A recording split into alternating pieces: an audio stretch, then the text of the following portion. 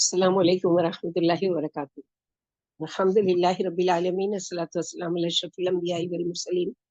Rabbi इश्रह ली सदरी व यस्सिर ली अमरी वहलुल उक़दतम मिन लिसानी यफ़क़हू क़ौली। अल्लाहुम्मा फ़क़्क़िहना फ़िद्दीन, अल्लाहुम्मा फ़क़्क़िहना लिमा तुहिब्बु व तर्दा। अल्लाह सुब्हानहू व तआला का एहसान है कि अल्लाह सुब्हानहू व तआला ने हमको इस्लाम जैसी दीन जैसी नेमत दी, जिसमें इतनी खूबसूरती है और इतनी आसानी है और इतना सही दीन देकर भेजा है। और सबसे बड़ी चीज है कि यही दीन ऐसा है जो अल्लाह सुब्हानहू व तआला के यहाँ काबिल कबूल है। इसके अलावा अगर कोई और दीन लेकर आता है तो वो अल्लाह सुब्हानहू व तआला के यहाँ कबूल नहीं किया जाएगा। वमन यब्तग़ि गैरल इस्लामी दीनन फलन युक़बल मिन्हु व हुवा फ़िल आखिरति मिनल ख़ासिरीन। कि अल्लाह के वहाँ हरगिज भी कबूल नहीं किया जाएगा। तो इस्लाम दीन भी खूबसूरत, उसकी बातें भी खूबसूरत, उस पर अमल करना भी खूबसूरत और अल्हम्दुलिल्लाह आसान भी है हमारे लिए। लेकिन हम लोगों ने अपनी कुछ जहालत की वजह से, कुछ लाइल्मी की वजह से उसको क्या है मुश्किल बना दिया। इसी तरह जिंदगी गुजारने के तमाम तरीके अल्लाह के नबी सल्लल्लाहु अलैहि वसल्लम ने अपनी जिंदगी में ही हमको सिखा कर दिए कि मुश्किलात आए तो किस तरह से निकलना है, जैसा कि हमारा टॉपिक ये है। और पिछले हफ्ते हम लोगों ने इसके मुताबिक कुरान और सुन्नत की रोशनी में 13 ऐसे तरीके पढ़े थे जो कुरान और हदीस से साबित है, कि जिसमें हमने जाना था कि किस तरह से। आज का जो होगा वो 14 तरीका है, वहां से शुरू कर रहे हैं। और इसमें इंटरेस्टिंग बात ये होगी कि हम जगह जगह एक एक टॉपिक के हिसाब से कुछ ना कुछ सही वाकयात को भी लेंगे, जो हमारे लिए बहुत इबरतनाक और हमारे लिए सबक आमूज होंगे इंशाअल्लाह बिस्मिल्लाह। शुरू करते हैं अल्लाह ताला के नाम के साथ, अल्लाह की रजा और खुशनुदी के लिए कि अल्लाह ताला हमारी रहनुमाई करे और हम में से किसी के ऊपर कोई भी मुश्किल आए तो उसमें से उसका हल ढूंढने के लिए इंशाअल्लाह अल्लाह ताला हमें तौफीक दे और हमारी रहनुमाई करे कि हम अपनी मुश्किल का हल कैसे ढूंढें, जिसमें अल्लाह की रजा भी शामिल हो और अल्लाह के नबी सल्लल्लाहु अलैहि वसल्लम का तरीका भी हो।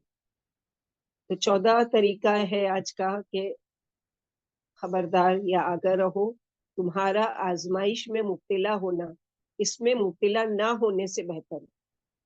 यानी तुम आजमाइश में मुब्तला हो जाओ ये बेहतर है उससे कि तुम ना आजमाइश में डाले जाओ।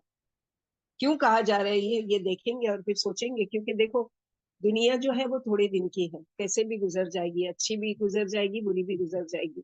लेकिन असल आजमाइश जो है वो आखिरत की। अगर यहाँ पर आजमा कर अल्लाह ताला गुनाहों से हमको पाक कर रहे हैं तो ये समझो बहुत सस्ता सौदा है। लेकिन अगर हम पर कोई मुसीबत नहीं आ रही, कोई आजमाइश नहीं आ रही, कोई परेशानी नहीं आ रही है और हम आसूदा हाल है, तो अल्लाह से दूरी भी है कि भूले हुए अल्लाह ताला को, अल्लाह की इबादत से।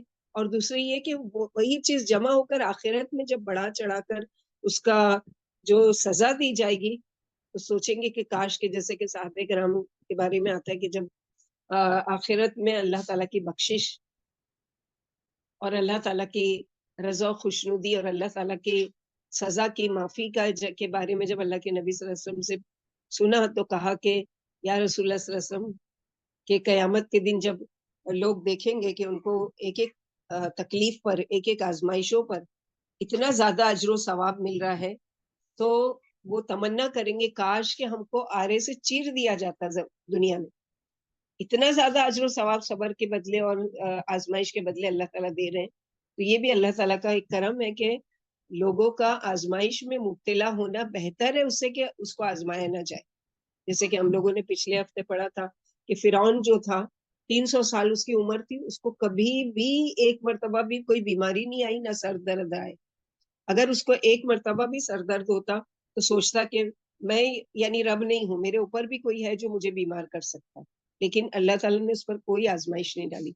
लेकिन पकड़ जब की तो इकट्ठा उसकी पकड़ की और इस तरह किया कि फिर उसको मोहलत भी नहीं दी।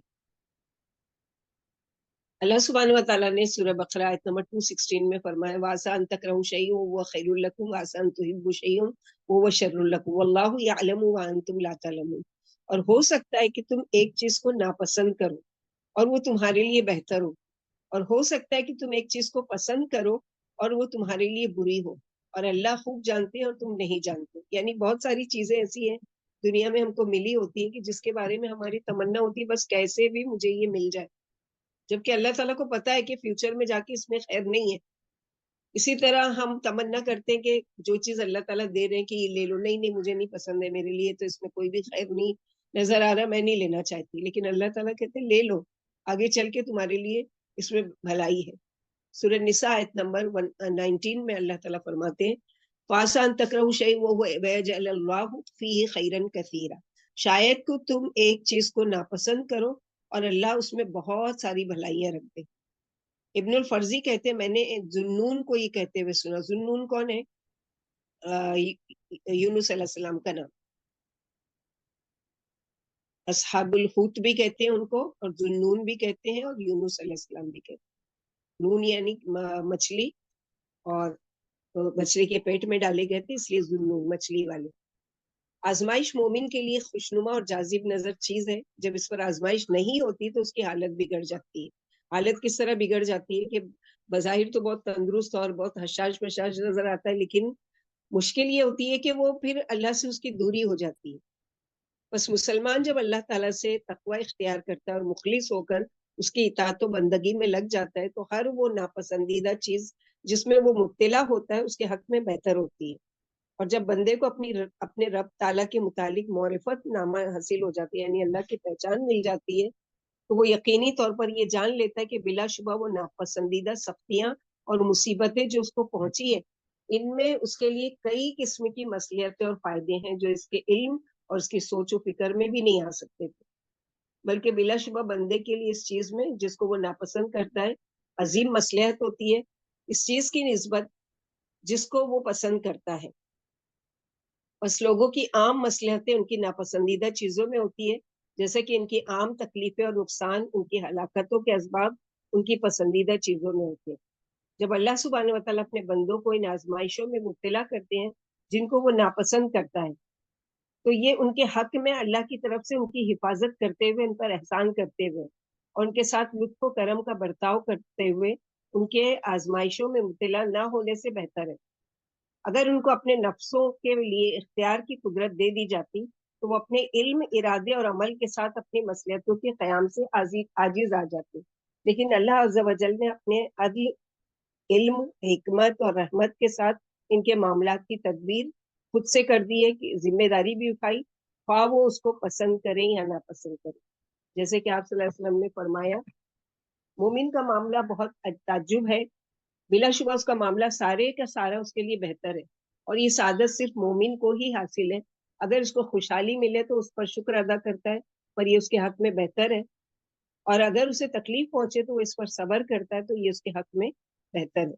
یعنی شکر پر بھی اجر ہے، صبر کرنے پر بھی اجر ہے۔ دونوں حالت عجیب ہے مومن کی کہ دونوں حالتوں میں اس کو اجر ہی مل رہا ہے، یعنی اس کا کہیں سے بھی کوئی نقصان نہیں ہے۔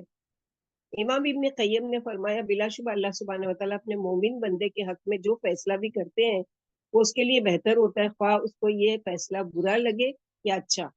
بس اس کا فیصلہ اپنے مومن بندے کے حق میں کسی چیز سے محرومی کی شکل میں ہو تو وہ محرومی کی شکل میں ہونے کے باوجود اللہ کا عطیہ ہے، یعنی کوئی چیز اگر آپ سے اللہ نے لے لی ہے تو یہ سوچو کہ یہ بھی اللہ تعالیٰ کا عطیہ ہے، کہ پتہ نہیں آگے چل کے وہ چیز جس کے بارے میں تمنا کری تھی اس میں میرے لیے کتنا بڑا نقصان ہوتا ہے۔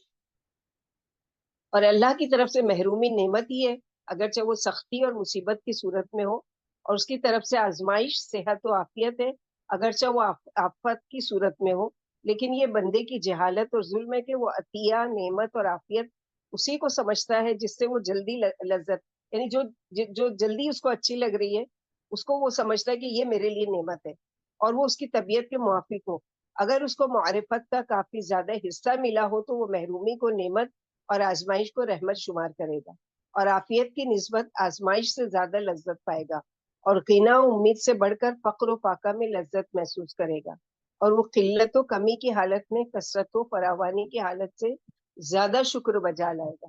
بلا شبہ اللہ تعالیٰ اپنے بندے کے لیے اسی چیز کو منتخب کرتے ہیں جس میں اس کی اصلاح اور بہتری ہوتی ہے، لہٰذا اس کو ہر آنے والی آزمائش پر راضی و خوش رہنا چاہیے، کیونکہ وہ آزمائش اس ذات کی انتخاب کردہ ہے جو اس کو اس سے زیادہ جانتے ہیں، اور اس پر اس کی جنم دینی والی ماں سے زیادہ رحم کرنے والے ہیں۔ جس شخص کو اس کی معرفت حاصل ہو گئی، اسے اس پر یقین آ گیا تو اس پر مصیبتیں آسان ہو جاتی ہیں اور وہ آسانی کے ساتھ ان کا مقابلہ کر لیتا ہے۔ بلکہ مومن کو اپنے اوپر نازل ہونے والی آزمائش ہلکی محسوس ہوتی ہے، کیونکہ وہ یہ جانتا ہے کہ اللہ تعالیٰ نے اس کے لیے اچھی چیزیں منتخب کی ہیں اور اس کو بہتر توفیق دی ہے۔ امام ابن قیم نے کہا بلا شبہ مومن کی آزمائش ایسے ہے جیسے اس کی دوائی، یعنی دوا کڑوی ہوتی ہے لیکن انسان کیوں لے لیتا ہے خوشی خوشی کہ اس سے مجھے صحت ہو جائے گی، جو اس سے ایسی ایسی بیماریوں کو نکال باہر کرتی ہے، اگر وہ اس کے اندر رہیں تو اس کو ہلاک کر دے یا اس کے ثواب کو کم کر دے اور اس کا درجہ مقام گھٹا دے۔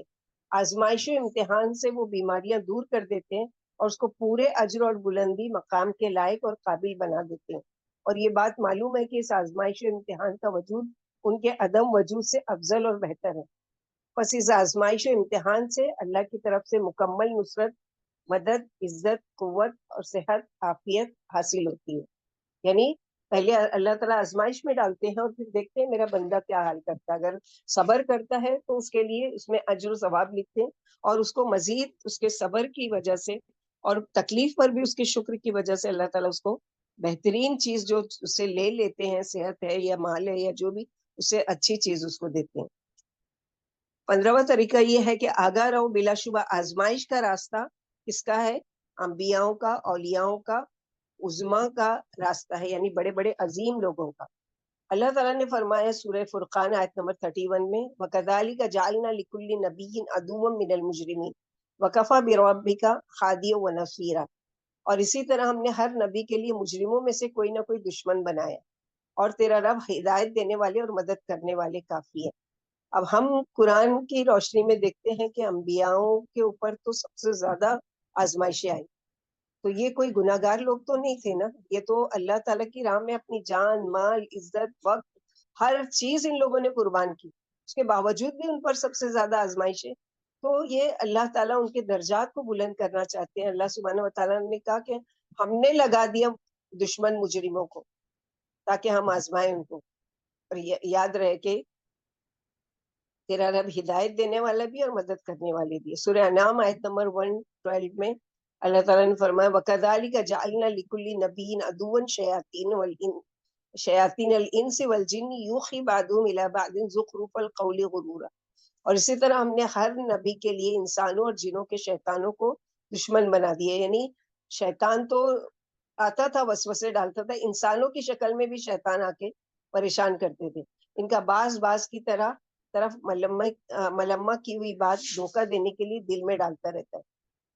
مصعب بن سعد اپنے باپ سے روایت کرتے کہ انہوں نے کہا، میں نے عرض کیا یا رسول اللہ صلی اللہ علیہ وسلم، لوگوں میں سب سے زیادہ آزمائش میں کون مبتلا کیے گئے؟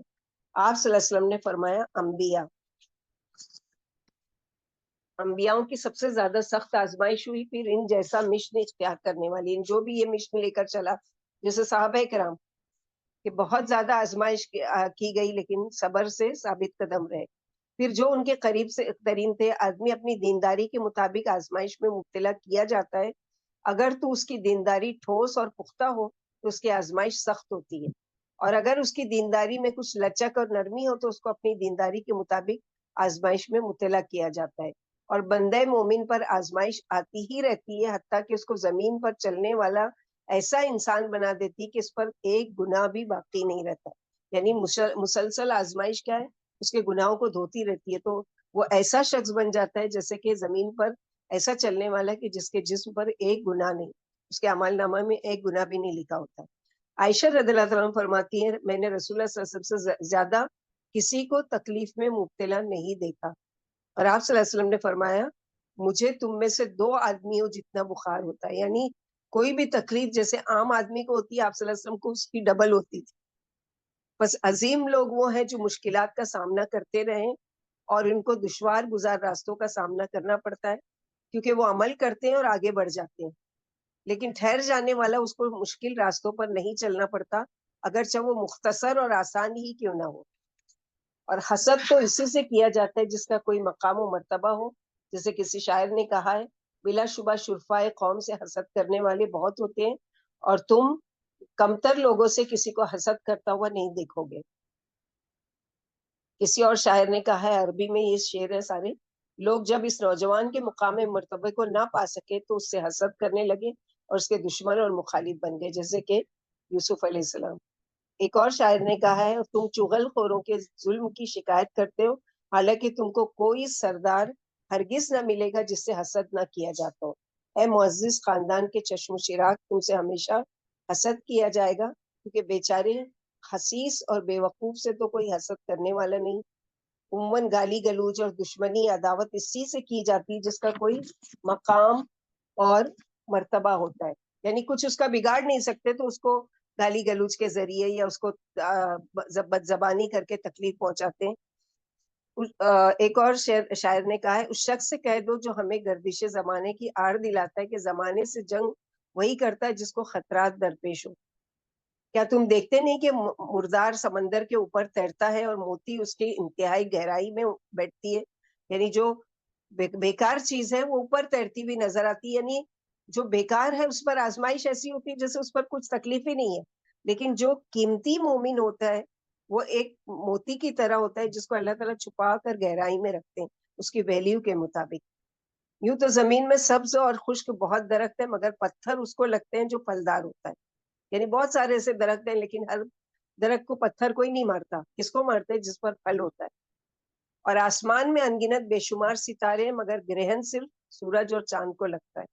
سبحان اللہ، کیونکہ یہ سب سے بڑے ہیں ستاروں میں. ایک شاعر کہتا ہے، جب انسان بلند مرتبہ ہو جاتا ہے تو اس پر تکلیفوں اور سختیوں کے بادل منڈانے لگتے ہیں، اور جب نوجوان اپنی بزرگی کے ساتھ آسمان کی بلندیوں تک پہنچ جاتا ہے تو ستاروں کی تعداد جتنے اس کے دشمن ہو جاتے ہیں، اور ہر بلندی کے حصول پر اس کو کمانوں سے تیر مارتے ہیں، اور تمام تر اونچے ہتھ کنڈوں کے باوجود اس کے مرتبے کو نہیں پہنچ پاتے. ایک اور شاعر نے کہا ہے، کوئی بلند مرتبہ اذیت سے محفوظ نہیں ہے حتیٰ کہ اس کو پانے کے لیے خون میں لت پت ہونا پڑتا ہے. یعنی جیسے کسی شاعر نے بہت اچھا شعر کہا ہے کہ جس کے رتبے ہیں سوا اس کی سوا مشکل ہے. یعنی جس کی بلندی ہے اس کو کیا ہے، اس تک پہنچنا اور اس تک یعنی آسانیاں آنا یہ مشکل ہے. 16 طریقہ یہ ہے کہ آزمائش آنے سے پہلے اپنے آپ کو سیکیور کر لو، محفوظ کر لو. مومن کے لیے ضروری ہے کہ وہ اذکار اور دعاؤں کے ذریعے اپنے آپ کو محفوظ کرے. یعنی قرآن و سنت نہ صرف یہ کہ مشکل آ گئی ہے اس سے نکلنے کا راستہ کیا ہے، بلکہ مشکل کو آنے نہیں دو، اس سے پہلے اپنی یعنی پروٹیکشن کے لیے کیا کروں وہ بھی بتاتا ہے. تو یہاں پر وہی چیز دیکھیں گے کہ مومن کے لیے ضروری ہے کہ وہ کیا کرے، اذکار اور دعاؤں کے ذریعے اپنے آپ کو محفوظ کرے اور تمام مصائب اور برائیوں سے بچنے کا طریقہ کار اختیار کرے. یعنی یہ انتظار میں نہیں اچھا کوئی مصیبت آئے گی پھر میں بیٹھ کے دعائیں مانگوں اور پھر میں بیٹھ کے نماز پڑھوں اور اللہ سے گڑ گڑاؤں. نہیں، پہلے سے ہی اچھی حالت میں، جیسے کہ برائیوں سے بچنے، مصائب سے نجات پانے اور ان سے محفوظ رہنے میں ذکر کے عظیم فائدے ہیں. ان میں سے چند ایک درج ذیل ہیں، جیسے کہ یعنی صحیح بخاری میں فرمایا، جس شخص نے بستر پر لیٹتے وقت آیت الکرسی پڑھی اس پر اللہ کی طرف سے ایک محافظ و نگران مقرر ہو جاتا ہے، چنانچہ صبح تک شیطان اس کے قریب نہیں آتا. اب سوچ لو کہ آیت الکرسی پڑھنے میں کتنا ٹائم لگا، مشکل سے 5 منٹ بھی نہیں لگتا. لیکن اللہ تعالیٰ ایک باڈی گارڈ پوری رات کی حفاظت کے لیے بھیج دیتے ہیں جو اس کو برے خواب سے، برے حادثات سے، بری موت سے اور تمام برائیوں سے بچاتا ہے. تو یہ سستا سودا ہے، یہ مہنگا سودا ہے. اسی طرح عبداللہ بن خبیب رضی اللہ تعالیٰ عنہ کہتے ہیں کہ میں نے عرض کیا، اے اللہ کے رسول صلی اللہ علیہ وسلم میں کیا پڑھا کروں؟ آپ صلی اللہ علیہ وسلم نے فرمایا، ہر صبح شام 3 مرتبہ قل هو اللہ احد، سورہ اخلاص، سورہ اعوذ برب الفلق، سورہ فلق، اور قل اعوذ برب الناس، سورہ ناس پڑھو تو یہ تمہیں ہر آفت و پریشانی والی چیز سے بچانے کے لیے کافی ہے. صبح شام کے اذکار میں آیت الکرسی بھی ہے 3 مرتبہ، تینوں کل بھی ہے. ابو مسعود رضی اللہ عنہ سے مروی ہے، نبی کریم صلی اللہ علیہ وسلم سے بیان کرتے ہیں کہ آپ صلی اللہ علیہ وسلم نے فرمایا، جس نے رات کو سورہ بقرہ کی آخری 2 آیتیں پڑھی وہ اس کو ہر قسم کی آفت و مصیبت سے بچانے کے لیے کافی ہے. اب یہ ساری چیزیں رات کے اذکار میں بھی ہے، صبح شام کے اذکار میں بھی، یہ ہمارے فائدے کے لیے. ہم فائدہ دوہرا ہے، ڈبل ہے. ایک تو یہ کہ ان ساری دعاؤں کے ذریعے کیا ہو رہا ہے، ہماری پروٹیکشن ہو رہی ہے، ہم کو بہت ساری پریشانیوں سے بچا رہی ہے.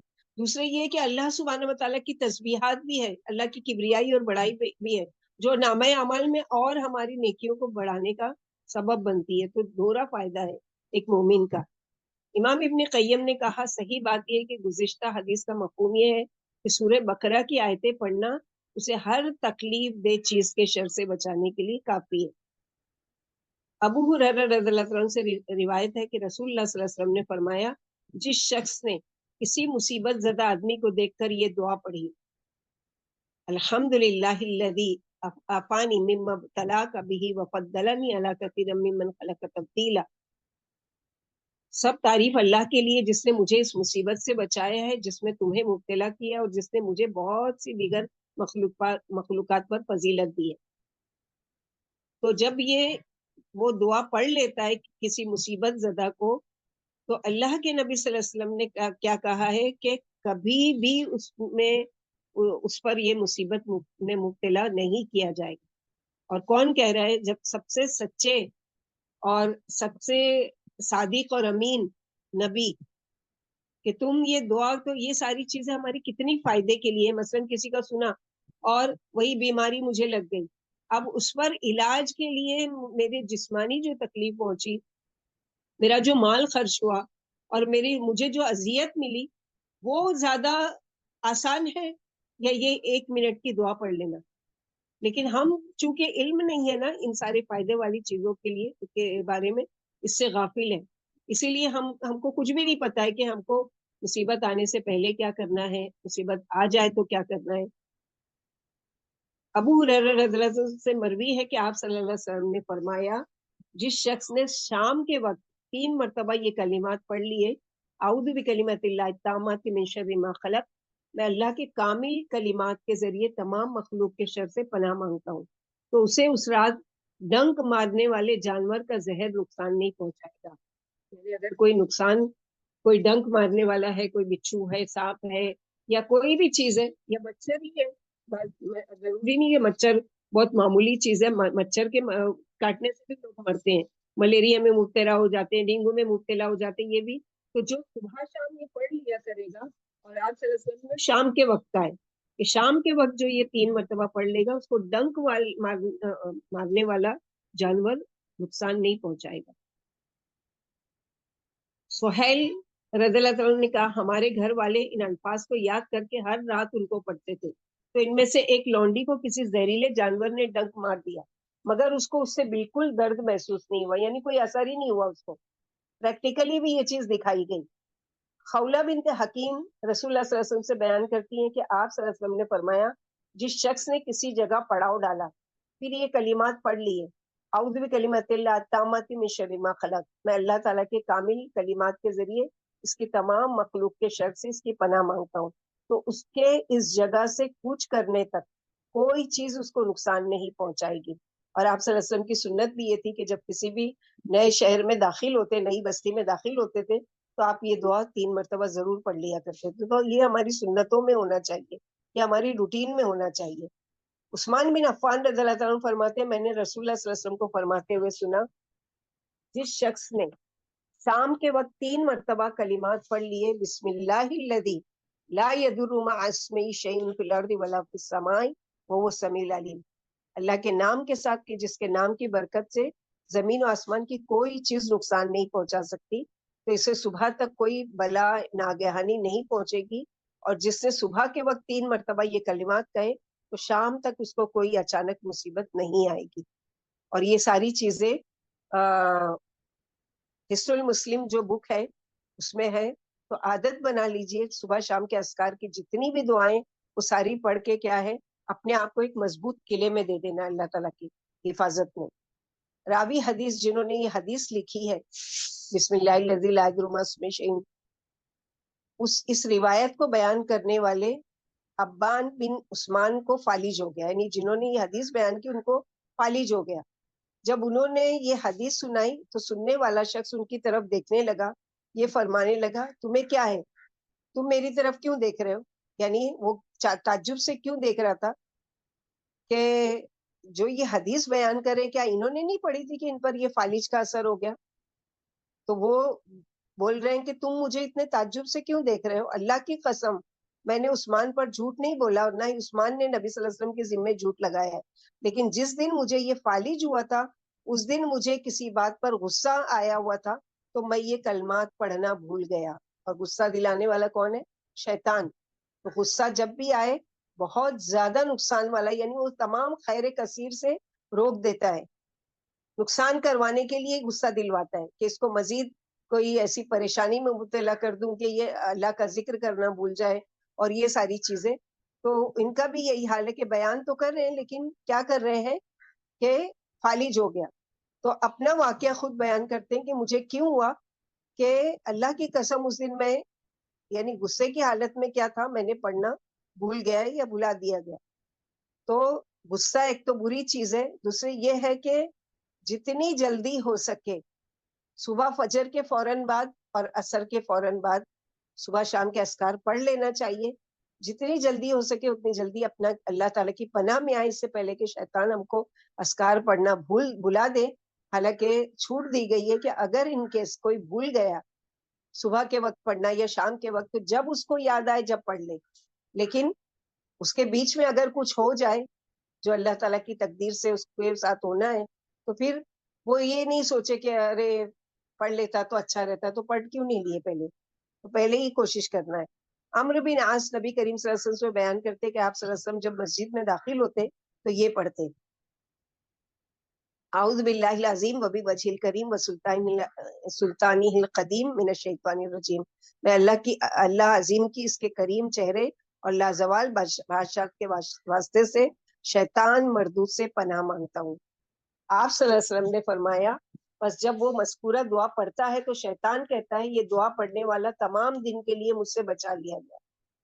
یعنی ظاہر ہے کہ اللہ تعالیٰ کے ذکر سے بڑا تو شیطان کا مکر نہیں ہے نا. تو جب یہ پڑھ لیتا ہے انسان کوئی بھی، اگر یہ دعا نہیں اعوذ باللہ من الشیطان الرجیم اعوذ بکلمات اللہ التامہ من کل شیطان وہامہ ومن کل عین لامہ، تو شیطان دور بھاگتا ہے اور کہتا ہے کہ یہ بچا لیا گیا مجھ سے. جابر رضی اللہ عنہ سے مروی ہے کہ میں نے رسول اللہ صلی اللہ علیہ وسلم کو یہ فرماتے ہوئے سنا: جب آدمی اپنے گھر میں داخل ہوتے وقت اور کھانا کھاتے وقت اللہ کا ذکر کرے تو شیطان اپنے چیلوں کو مخاطب کر کے کہتا ہے نہ یہاں تمہارا آج قیام ہے نہ طعام ہے، یعنی نہ آج ٹھہرنے کی جگہ تم کو ملے گی نہ کھانا ملے گا. اور جب وہ گھر میں داخل ہوتے وقت اللہ کا ذکر نہیں کرتا تو شیطان کہتا ہے اے میرے شاگردوں تمہارا قیام اس گھر میں ہے، اور جب وہ کھانا کھاتے وقت بھی اللہ کا نام ذکر نہیں کرتا یعنی بسم اللہ نہیں پڑھتا تو شیطان کہتا ہے تمہارا قیام و قام اسی گھر میں ہے. اس لیے بچے ابھی چھوٹے ہیں، 2 سال کے ہیں یا جتنے بھی ہیں، ان کو منہ میں کوئی چیز ڈالنے سے پہلے ان کو سکھاؤ کہ بسم اللہ، یعنی ان کا ہاتھ پکڑو اور کہو کہ منہ میں ڈالنا نہیں ہے جب تک کہ، یا منہ کھولنا ہی نہیں ہے جب تک کہ بسم اللہ نہیں پڑھو. تو یہ کیا ہے، بچپن سے ان کی گھٹی میں عادت ہو جائے گی تو انشاءاللہ فائدے مند ان کو روٹین میں آ جائے گا. اب آپ کو جب بڑے ہو جائیں گے تو پھر آپ کو روکنے ٹوکنے کی یا بولنے کی ضرورت نہیں پڑے گی، بلکہ وہ ان کی عادت بن چکی ہوگی کہ وہ منہ کھولیں گے ہی نہیں کوئی چیز منہ میں ڈالنے کے لیے، اس سے پہلے وہ بسم اللہ کی. شیطان تو یہی تو چاہتا ہے کہ لوگوں کے گھروں میں داخل ہوں، ان کے زندگیوں میں داخل ہوں اور ان کی خرابی پیدا کروں. اب ایک ہے جو یہ پروٹیکشن کی دعائیں پڑھ رہا ہے اور دوسرا شخص ہے جو وہ ان ساری چیزوں سے محروم ہے، اللہ سے جس کی دوری ہے. اب وہ گھر میں داخل ہوتا ہے اور وہ گھر میں داخل ہو کر کیا کرتا ہے، چونکہ اس نے اللہ کا ذکر نہیں کیا، بسم اللہ کر کے داخل نہیں ہوا، اعوذ باللہ من الشیطان الرجیم. اب وہ جہاں جہاں سے پھرا کر آیا شیطان اس کے ساتھ لگا ہوا تھا اور اس کے ساتھ ساتھ ساتھ ساتھ چل رہا تھا. لیکن جب گھر میں بھی داخل ہوتے ہوئے اس نے بسم اللہ نہیں کہا، اعوذ باللہ نہیں کہا، اس کے ساتھ داخل ہو گیا. اب جو پڑھ چکا ہے اس کو پریشان کرنے کے لیے اس کو وسوسے ڈالتا ہے شیطان، تم اس کو ستاؤ، تم اس کو تکلیف دو، تم اس کو باتیں سناؤ، تم اس کے ساتھ گالی گلوچ کرو، تم یہ کرو. تو اب پہلا شخص کیا کرے کہ وہ اللہ سے پناہ مانگے. اللہم انی اعوذ بک من ہمزات الشیاطین واعوذ بک رب ان یحضرون، یا اللہم اکفنیہم بما شئت، اللہم نجعلک فی نحورہم واعوذ بک من شرورہم. یہ کون کرے گا جس کو پتا ہوگا کہ مجھے کیسے بچنا ہے، کیسے ان برائیوں سے مجھے میری حفاظت ہو سکتی ہے. انس بن مالک رضی اللہ عنہ سے مروی ہے رسول اللہ صلی اللہ علیہ وسلم نے فرمایا جس شخص نے اپنے گھر سے نکلتے وقت پڑھا بسم اللہ توکلت علی اللہ لا حول ولا قوت الا باللہ، اللہ کے نام کے ساتھ میں گھر سے نکلتا ہوں، میں اللہ پر بھروسہ کرتا ہوں, اللہ کی توفیق کے بغیر کسی میں گناہ سے بچنے کی طاقت اور نیکی کرنے کی ہمت نہیں ہے. اس پڑھنے والے کے حق میں کہا جاتا ہے کہ یعنی اللہ کے نبی صلی اللہ علیہ وسلم نے کہا کہ کفیتا, یعنی تو کفایت کر گیا اور تیری رہنمائی کی اور تو بچا لیا گیا. شیطان اس سے الگ ہو جاتا ہے اور دوسرے شیطان سے کہتا ہے تو اس شخص کا کیا بگاڑ سکتا ہے جس کی اللہ کی طرف سے پروٹیکشن ہو گئی, رہنمائی ہو گئی, اسے کفایت کی گئی اور اسے ہر قسم کے شر سے خسارے سے بچا لیا گیا. تو یہ خود بھی کرنا ہے, چھوٹے بچے کو بھی اسکول کے لیے بھیج رہے ہیں یا خود نکل رہے ہیں ساتھ میں, تو بولے کہ بیٹا پہلے بسم اللہ کرو اور دعا پڑھو اور پھر گھر سے نکلو. ابن عباس رضی اللہ عنہ سے مروی ہے کہ رسول اللہ صلی اللہ علیہ وسلم نے فرمایا اگر لوگوں میں سے کوئی اپنی بیوی کے پاس جانے کا ارادہ کرے تو کہے بسم اللہ اللہم جنبنا الشیطان وجنب الشیطان ما رزقتنا, اللہ کے نام سے اے اللہ ہم سے شیطان کو دور رکھ اور جو اولاد تو ہمیں عطا کرے اس سے بھی شیطان کو دور رکھ.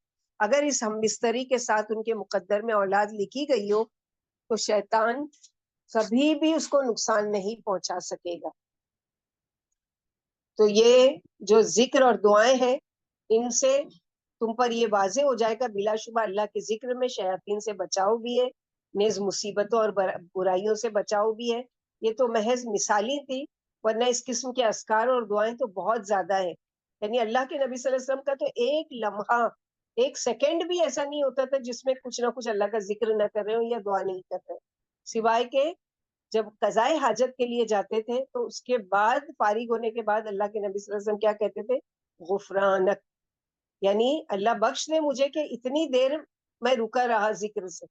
اس کے علاوہ باقی کے ٹائم اللہ کے ذکر سے آپ صلی اللہ علیہ وسلم کی زبان تر رہتی تھی, اور ایک ایک منٹ کی دعائیں ہم لوگوں کو اللہ کے نبی صلی اللہ علیہ وسلم نے امانت کے ساتھ دی ہیں ہم لوگوں کو پڑھنے کے لیے.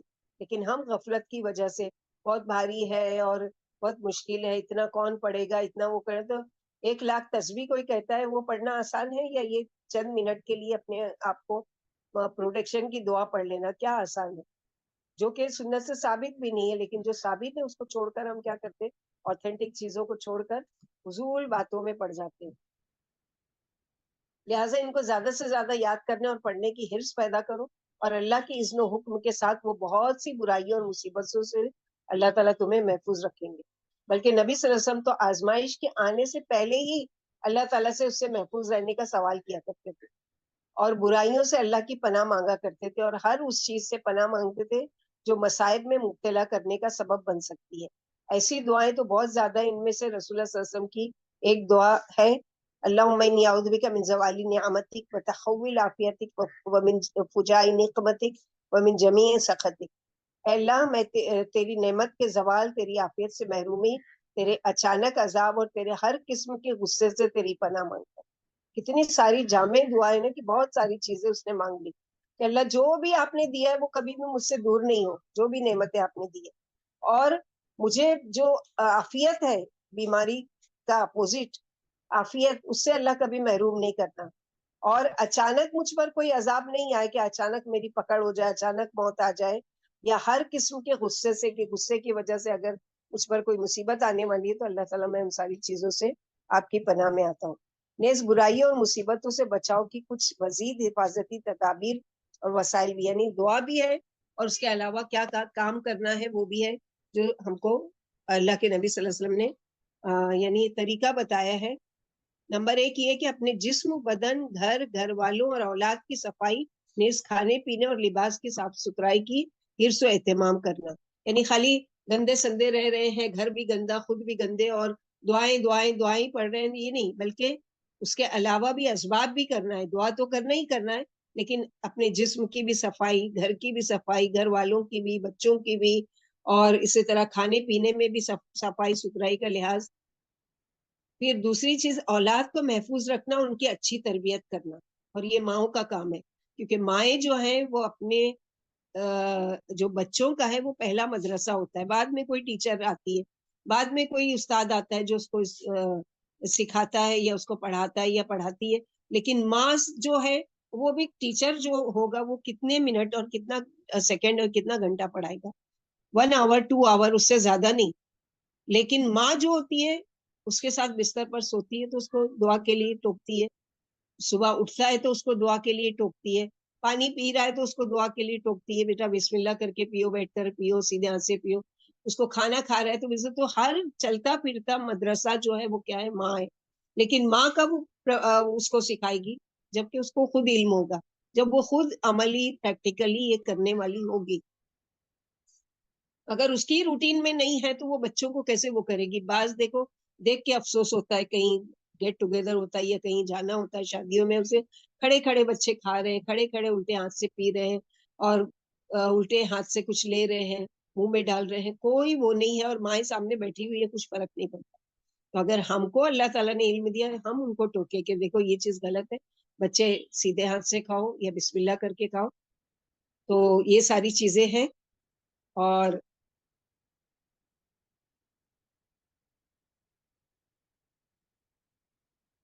تیسری چیز کیا ہے کہ بیوی بچوں کی طرف سے توجہ کرتے ہوئے اور ان کی رعایت رکھتے ہوئے خیر خواہی کے جذبے کے ساتھ ان کی نگرانی کرنا. یعنی شوہر اگر علم والا ہے، دیندار ہے، تو اس کا کیا ہے کہ وہ اس چیز کی رعایت رکھے تو خود بھی کیسے بچا جائے برائیوں سے، بیماریوں سے، آفتوں سے، اور دوسروں کو بھی اس سے، اپنے بیوی بچوں کو بھی اس سے آگاہ کرے.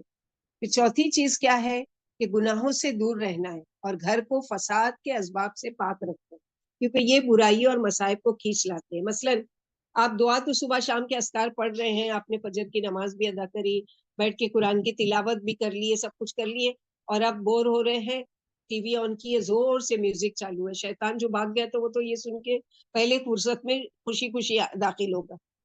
تو یہ ساری چیزوں کو بھی پھر اس طرح بدزبانی، غیبت، چغل خوری، برائی، یہ سارے گناہوں سے بھی بچنا ہے.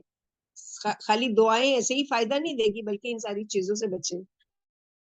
تو بچاؤ کے اسباب اختیار کرو اور ہر اس چیز سے بچو اور دور رہو جو برائی کو کھینچ لاتی ہے یا مصیبت کا سبب بنتی ہے یا عداوت و دشمنی کو بھڑکاتی ہے. بس اگر اعتدال کے ساتھ مبالغہ آمیزی سے بچتے ہوئے ان حفاظتی تدابیر کے بعد بھی کوئی آفت و مصیبت آن پڑے تو تم کو قصوروار ٹھہرا کر ملامت نہیں کی جائے گی، یا تمہیں ضمیر کی ملامت، یعنی تم نے پروٹیکشن کی ساری چیزیں کر لی، اب اس کے باوجود بھی اگر کوئی مصیبت تکلیف آتی ہے تو اس بات پر ایمان لاؤ، جیسا کہ پہلے بھی بیان ہو چکا ہے کہ بلا شبہ ہر چیز اللہ کے فیصلے اور تقدیر کے ساتھ ہی وقوع پذیر ہے. یعنی اللہ تعالیٰ نے تقدیر میں لکھا ہے، اب آپ نے یہ پڑھ لیا، سب کچھ کر لیا، لیکن اس کو آنا تھا وہ آ گئی، یا تقدیر میں لکھا تھا آپ نے پڑھنا ہی بھول گئے، جیسے کہ یہ صحابی کے بارے میں ابھی ہم لوگوں نے پڑھا. تو یہ ساری چیزیں، لیکن اس کا مطلب یہ نہیں کہ اچھا پھر تقدیر میں لکھا ہے تو پڑھنے کی کیا ضرورت ہے، نہیں پڑھیں گے. ہو سکتا ہے کہ اللہ تعالیٰ نے یہ تقدیر میں لکھا ہو کہ پڑھیں گے تو ہم اس کو اس چیز سے بچا لیں گے. 17ویں چیز ہے آگاہ رہو، یقیناً آزمائشوں سے گزر کر ہی فتح و نصرت حاصل ہوتی ہے. یعنی پہلے کیا کریں گے؟ اللہ تعالیٰ تم کو آزمائیں گے، اور پھر جب آزمائش سے تم نکلو گے تو پھر تم کو ایسی ایسی نعمتوں سے نوازیں گے انسان سوچ بھی نہیں سکتا. جیسے کہ اللہ سبحانہ وتعالیٰ سورہ یوسف آیت نمبر 110 میں فرماتے ہیں، حتی اذا استیأس الرسل وظنوا انهم قد كذبوا جاءهم نصرنا فنجي من نشاء ولا يرد بأسنا عن القوم المجرمين. یہاں تک کہ جب رسول بالکل نا امید ہو گئے اور انہوں نے گمان کیا کہ بے شک ان سے یقیناً جھوٹ کہا گیا تھا، ان کے پاس ہماری مدد آ گئی، پھر جسے ہم چاہتے تھے وہ بچا لیا گیا اور ہمارا عذاب مجرم لوگوں سے ہٹایا نہیں جاتا. داعیان حق کے لیے جان لینا ضروری ہے، نہایت ضروری ہے کہ بلا شبہ آزمائشوں، سختیوں اور مصیبتوں سے گزر کر ہی اللہ کی نصرت و تائید اور کامیابی حاصل ہوتی ہے. اللہ کی مدد آسانی سے نہیں آتی، اور اگر ایسے آ جائے تو وہ پختہ نہیں ہوتی. مومن اور مجاہد علماء اور داعیان جنہوں نے اپنے دعوی ایمان کو سچ ثابت کیا اور جو اس بات کے مستحق ہوئے کہ اللہ تعالیٰ ان کو اسلام کے ذریعے انسانوں کی قیادت و سیادت کی امانت سونپے، ان کی زندگی جن مراحل سے گزرتی ہے وہ کچھ یوں ہے کہ پہلے ان کو آزمائشوں میں مبتلا کیا جاتا ہے، وہ اس پر صبر کرتے ہیں تو پھر وہ مذکورہ مشن میں کامیاب ہوتے ہیں. جیسے کہ ایک بچہ ہے اسکول میں ایڈمیشن لیتا ہے، اب سارا سال اس کو صبر کرنا پڑتا ہے، آنے جانے کی تکلیف ہے، اسکول میں ماں کو چھوڑ کے، باپ کو چھوڑ کے، بھائی بہنوں کو چھوڑ کے بیٹھنے کی تکلیف ہے، پڑھائی میں اس کا ذہن نہیں لگ رہا ہے، اس کو دماغ لگانے کی تکلیف ہے. یہ سارے صبر سے گزرنے کے بعد پھر اس کا امتحان ہوتا ہے اور پھر اس کا رزلٹ ہوتا ہے کہ وہ پاس ہوتا ہے یا फेल होता है। इब्न अब्बास रज़ी अल्लाह अन्हु की हदीस में जो अबू सुफियान और कैसर रूम हरकुल के दरमियान मुकालमा मरवी है, इस हदीस के आखिर में ये अल्फाज है कि हरकुल कहता है, जो बादशाह था रूम का, अबू सुफियान अभी मुसलमान नहीं हुए, उनसे नबी सल्लल्लाहु अलैहि वसल्लम के बारे में, मुसलमानों के बारे में कुछ सवालात किए उसने। तो हरकुल पूछ रहा है अबू सुफियान से, मैंने तुझसे सवाल किया कि तुम्हारी इसके साथ लड़ाई कैसी रही, यानी तुमने जंग की अल्लाह के नबी सल्लल्लाहु अलैहि वसल्लम से, तो कैसी रही तुम्हारी लड़ाई? बस तुमने जवाब दिया कि बिलाशुबा लड़ाई हमारे दरमियान डोलों की मानिंद रही, कभी वो फतेह का डोल भर लेते और कभी हम, यानी बराबर का वो था, कभी हम जीत जाते थे, कभी वो जीत जाते थे, और बारी बारी वो और हम शिकस्त खाते रहे। बस रसूलों का मामला ऐसा ही होता है, इनकी आजमाइश होती है, फिर अंजाम कार वही कामयाब होते हैं। बिलाशुबा रसूलों की आजमाइश वही हुई, तो उन्होंने आजमाइश पर सबर किया, यहाँ तक के उनके पास अल्लाह की मदद आई, और ये अल्लाह की ऐसी सुन्नत है जो तब्दील नहीं हो सकती। सूरह नाम आयत नंबर 34। वलकद कुज़्ज़िबत रुसुलुम मिन क़ब्लिका फ़सबरू अला मा कुज़्ज़िबू व ऊज़ू हत्ता अताहुम नस्रुना वला मुबद्दिला लिकलिमातिल्लाहि वक़द जाअका मिन नबइल मुरसलीन। और बिलाशुबा यकीनन तुझसे पहले कई रसूल झुटलाए गए, तो उन्होंने इस पर सबर किया कि वो झुटलाए गए और इज़ा दिए गए, यहाँ तक कि उनके पास हमारी मदद आ गई, और कोई अल्लाह की बातों को बदलने वाला नहीं, और बिलाशुबा यकीनन तेरे पास इन रसूलों की कुछ खबरें आई हैं। उस्ताद सैयद रहमतुल्लाह अलैह ने कहा, बिलाशुबा अल्लाह की मदद के ज़खायर उन लोगों के मुंतजिर हैं जो अपने आप को इनका मुस्तहिक साबित करते हैं। यानी पहले अल्लाह आजमाएंगे कि तुम अपने बात में सच्चे हो या नहीं, उसके बाद क्या करेंगे, तुमको उससे बाहर निकालेंगे। और इनके मुस्तहिक सिर्फ वही लोग हैं जो मिशन की इंतहा और कामयाबी तक साबित कदम रहते हैं, यानी जल्दी घबरा नहीं जाते कि नहीं बहुत मुश्किल है इस रास्ते पर चलना हमारे लिए, और हम तो नहीं आगे बढ़ सकते, और फिर रास्ता छोड़ दे, तो ऐसे लोग बुज़दिल है, और वो नहीं वो अज्र पा सकते जो अल्लाह सुब्हानहू व तआला ने आजमाइश के बाद उनके लिए रखा है। जो तंगदस्ती और तकालीफ पर साबित कदम रहते हैं, जो बहरानों में डगमगाते नहीं और आंधियों और तूफानों के सामने सर नहीं झुकाते, जो इस बात का यकीन रखते हैं कि बिलाशुबा मदद तो असल में अल्लाह की मदद है, और वो उस वक्त उतरेगी जब अल्लाह चाहेंगे। हत्ता कि जब सख्तियां और मसाइब अपनी चोटी तक पहुंच जाती है, तो वो सिर्फ अल्लाह की मदद की तरफ देखते हैं, ना कि किसी और हल की तरफ, और ना ही किसी और मदद की उम्मीद रखते हैं जो अल्लाह के अलावा किसी और की तरफ से आती है, और वाकईतन मदद सिर्फ अल्लाह की तरफ से आती है। तो इस मकाम पर पहुंचकर मोमिन जिहाद करके, इम्तिहान से गुजर कर, सब्र और सबात का मुजाहिरा करके, और अल्लाह अकेले के मुखलिस बंदे बनकर जन्नत के मुस्तहिक और लायक साबित होकर जन्नत में दाखिल होते हैं। सो कामयाबी का यही रास्ता है, जैसा कि अल्लाह सुब्हानहू व तआला ने हर दौर की मुसलमान जमात के सामने इस रास्ते को वाज़ेह किया है। लिहाजा ईमान, जिहाद, सख्ती, मुसीबत, आजमाइश, सब्र और सबात और अल्लाह वहदहू ला शरीक का बनकर रहने का ही रास्ता है, जिसके जरिए अल्लाह की मदद उतरती है। फतह और नुसरत वो मकाम है जो आजमाइश से मिलता है, और वो मंजिल है जिस तक आजमाइश से गुजरे बगैर पहुंचा नहीं जा सकता। और मुमकिन नहीं कि ये कहा जाए कि फलां शख्स फतेह से हमकिनार हो गया, जबकि उसने किसी ऐसी आजमाइश का सामना नहीं किया जिसकी बुनियाद पर उसको फातेह और कामयाब करार दिया गया। और हम किसी तालिब इल्म के मुतालिक उसी वक्त ये कहेंगे बिलाशुबा वो कामयाब हो गया जब वो इम्तिहान को पास कर लेगा। यानी स्टूडेंट बेहतरीन कौन है, जो एग्जाम को उसने पास कर लिया, बस ऐसे ही एग्जाम। लेकिन जो बुज़दिल स्टूडेंट कौन है कि नहीं नहीं बहुत मुश्किल है एग्जाम देना, मेरे लिए तो नहीं है, मैं छोड़ देता हूँ, तो ये तो उसकी बहादुरी नहीं हुई, या फिर उसकी कामयाबी नहीं हुई ना उसमें।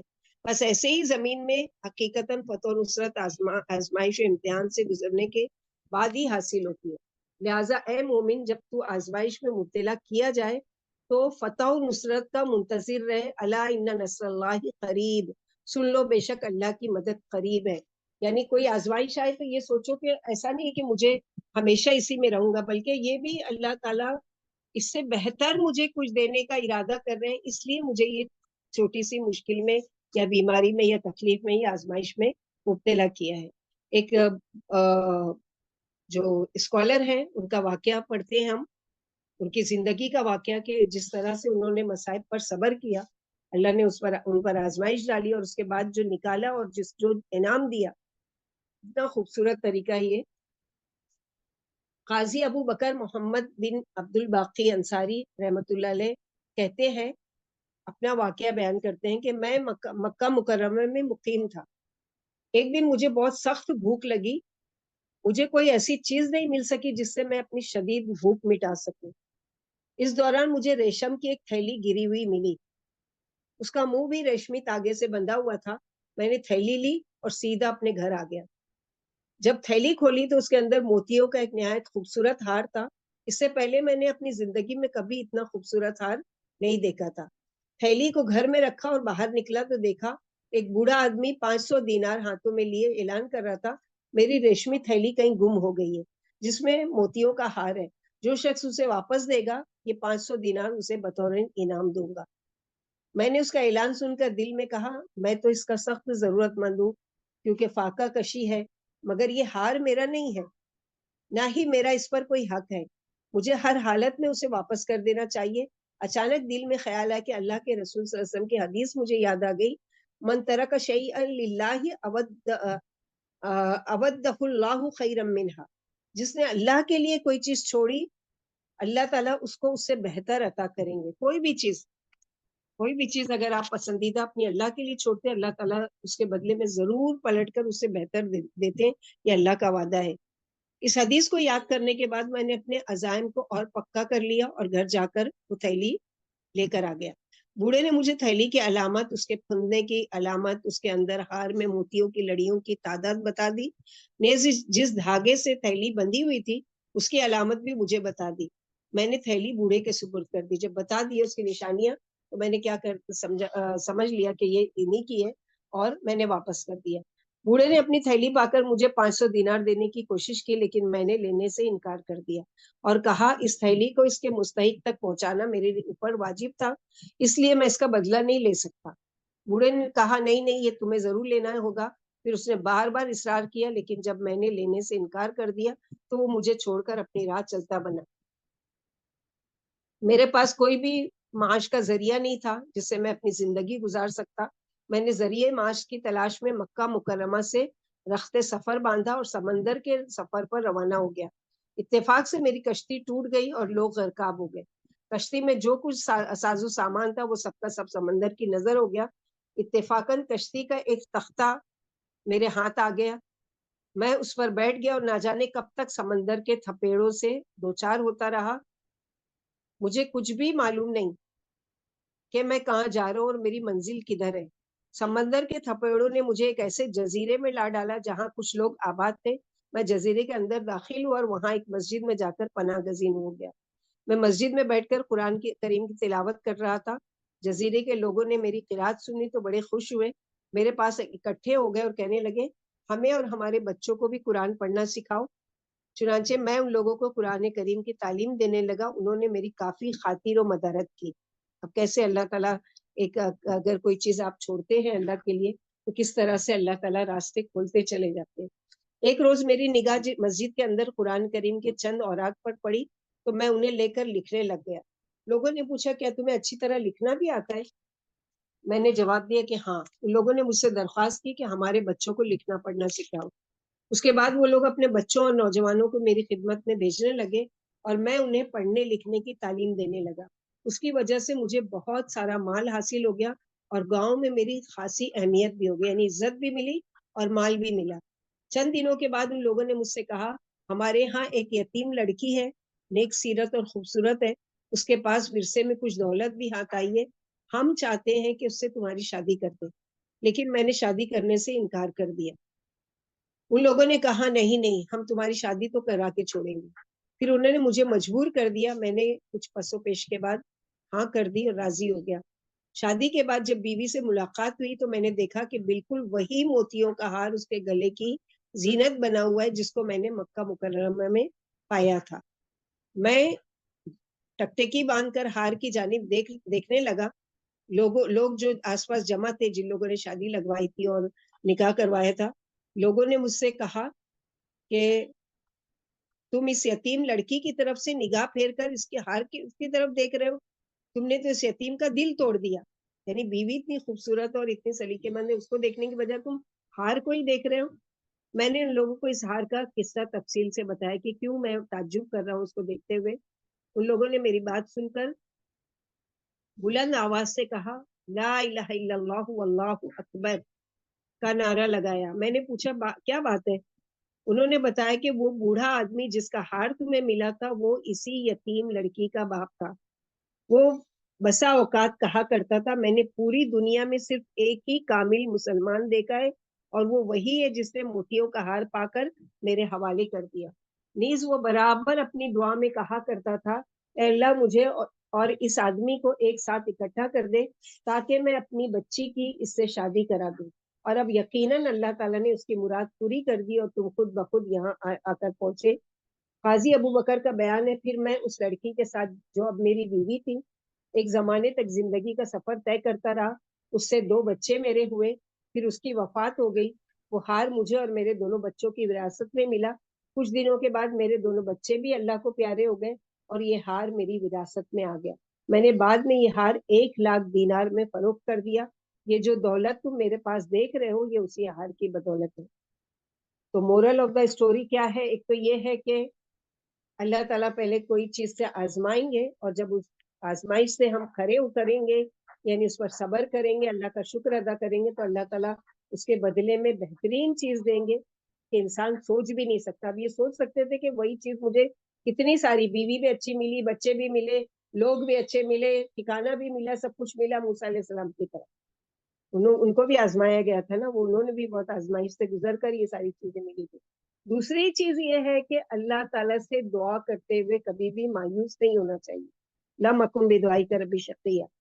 اس لیے کہ یہ باپ ہے اپنی زندگی میں دعا کر رہے ان کی زندگی میں وہ ارمان نہیں پورا ہوا کہ اس شخص سے ملاقات ہوتی. لیکن اللہ تعالیٰ نے باپ کی دعا بعد میں کس طرح قبول کی کہ لوگ تعجب میں کیا کہنے لگے لا الہ الا اللہ اللہ اکبر. واقعی اللہ ہی کی ذات کہ اللہ کے سوا کوئی معبود نہیں اور اللہ ہی کی ذات سب سے بڑی ہے. تو یہ چیز ہمارے لیے کیا ہے اور بھی ٹاپکس ہوں گے اس کے مطابق ہم لوگ دیکھیں گے انشاءاللہ باذن اللہ. پھر 18واں طریقہ کیا ہے؟ جان لو خفیہ چال چلنے والے کو ہی گھیر لیتی ہے. یعنی کوئی خفیہ چال اگر آپ کے خلاف کر رہا ہے کوئی تدبیر کر رہا ہے کوئی نظر بد کر رہا ہے کوئی حسد کر رہا ہے کوئی جادو کر رہا ہے کچھ ہے تو اس کو ہی گر پلٹ کر آنا ہے. بس تم اس خفیہ چال سے غم و فکر نہ کرو جو تمہارے متعلق کی جا رہی ہے اور اس تدبیر سے مت گھبراؤ جو تمہارے متعلق سوچی جا رہی ہے کیونکہ وہ چال اور تدبیر چلنے والے پر ہی بوجھ اور اس کی ہلاکت کا سبب بنے گی. اور کافی اللہ تعالیٰ بطور کارساز حفاظت کرنے اور جاننے والے کے اور وہ ان کے اعمال کا احاطہ کرنے والا ہے. جیسا کہ کہا گیا ہے جو اپنے بھائی کے لیے گھڑا کھودے گا وہ خود ہی اس میں گرے گا. اللہ سبحانہ وتعالیٰ نے سورہ فاتر آیت نمبر 43 میں فرمایا وَلَا يَحِيقُ الْمَكْرُ السَّيِّئُ إِلَّا بِأَهْلِهِ. اور بری تدبیر اپنے کرنے والے کے سوا کسی کو نہیں گرتی. یعنی جس کے لیے وہ تدبیر کر رہا ہوتا ہے پلٹ کر وہ چیز اسی پر آتی ہے. سورہ طارق آیت نمبر 15 to 17 اللہ تعالیٰ نے فرمایا انہم یکیدون کیدا واکید کیدا فمحل الکافرین امہلہم رویدا.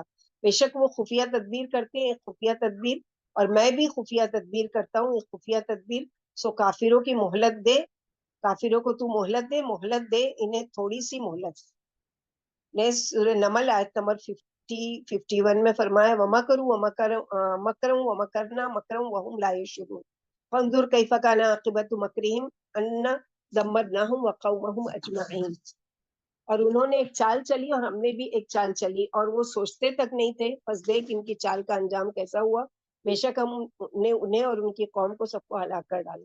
سورہ انعام آیت نمبر 123 وَكَذَلِكَ جَعَلْنَا فِي كُلِّ قَرْيَةٍ أَكَابِرَ مُجْرِمِيهَا لِيَمْكُرُوا فِيهَا وَمَا يَمْكُرُونَ إِلَّا بِأَنفُسِهِمْ وَمَا يَشْعُرُونَ. اور اسی طرح ہم نے ہر بستی میں سب سے بڑے اس کے مجرموں کو بنا دیا تاکہ وہ اس میں مکر و فریب کرے اور وہ مکر و فریب نہیں کرتے مگر اپنے ساتھ ہی اور وہ شعور نہیں رکھتے. اور اللہ تعالیٰ کا فرمان ہے سورہ نساء آیت نمبر 142 ان المنافقین یخادعون اللہ وهو خادعهم واذا قاموا الى الصلاة قاموا کسالى. بے شک منافق لوگ اللہ سے دھوکہ بازی کر رہے ہیں حالانکہ وہ انہیں دھوکہ دینے والے ہیں اور جب وہ نماز کے لیے کھڑے ہوتے ہیں تو سست ہو کر کھڑے ہوتے ہیں. نیز اللہ تعالیٰ کا فرمان ہے سورہ بقرہ آیت نمبر 9 یخادعون اللہ والذین آمنوا وما یخدعون الا انفسهم وما یشعرون. اللہ سے دھوکہ بازی کرتے ہیں اور ان لوگوں سے جو ایمان لائے حالانکہ وہ اپنی جانوں کے سوا کسی کو دھوکہ نہیں دے رہے اور وہ شعور نہیں رکھتے. اللہ تعالیٰ کا مزید فرمان ہے وَقَدْ مَكَرُوا مَكْرَهُمْ وَعِندَ اللَّهِ مَكْرُهُمْ وَإِنْ كَانَ مَكْرُهُمْ لِتَزُولَ مِنْهُ الْجِبَالُ. اور بے شک انہوں نے تدبیر کی اور اپنی تدبیر اللہ ہی کے پاس ان کی تدبیر ہے اور ان کی تدبیر ہرگز ایسی نہیں تھی کہ اس پر سے پہاڑ ٹل جائے. اور اللہ تعالیٰ کا ارشاد ہے سورہ نحل آیت نمبر 127 128 وَلَا تَحْزَنْ عَلَيْهِمْ وَلَا تَكُ فِي ضَيْقٍ مِّمَّا يَمْكُرُونَ إِنَّ اللَّهَ مَعَ الَّذِينَ اتَّقَوْا وَالَّذِينَ هُمْ مُحْسِنُونَ. اور ان پر غم نہ کرو اور نہ کسی تنگی میں مبتلا ہو اس سے جو وہ تدبیریں کرتے ہیں. بے شک اللہ ان لوگوں کے ساتھ ہے جو ڈر گئے اور ان لوگوں کے جو نیکی کرنے والے. یعنی بعض مرتبہ ہم لوگوں کو ایسا پتا بھی ہوتا ہے کہ فلاں جو ہے وہ میرے خلاف کوئی سازش کر رہا ہے. اب ہم اس کا کچھ نہیں بگاڑ سکتے لیکن اللہ کی ذات پر یقین رکھیے کہ اس کا مکر و فریب ہم کو اگر پتہ چل بھی گیا اور ہم اس کا کچھ نہیں بگاڑ سکتے ہیں تو یاد رکھو کہ اللہ سبحانہ وتعالیٰ سے اس کے شر سے بچنے کی دعا کرو کہ اللہ تعالیٰ اس جو یہ جو میرا دشمن ہے اس کے شر سے ہم اللہ کی پناہ میں آتے ہیں, ہم کو اس کے مکر و فریب سے اس کے چالوں سے بچا لو تو اللہ سبحانہ وتعالیٰ اس کی تدبیر کو اسی پر الٹ کو کر دیں گے. جیسے کہ سورہ یاسین آیت نمبر 76 میں اللہ تعالیٰ نے فرمایا وَلَا يَحْزُنْكَ قَوْلُهُمْ إِنَّا نَعْلَمُ مَا يُسِرُّونَ وَمَا يُعْلِنُونَ. بس ان کی بات تجھے غمزدہ نہ کرے, بے شک ہم جانتے ہیں وہ چھپاتے ہیں اور جو وہ ظاہر کرتے ہیں. اور سورہ ہجر آیت نمبر 95 إِنَّا كَفَيْنَاكَ الْمُسْتَهْزِئِينَ.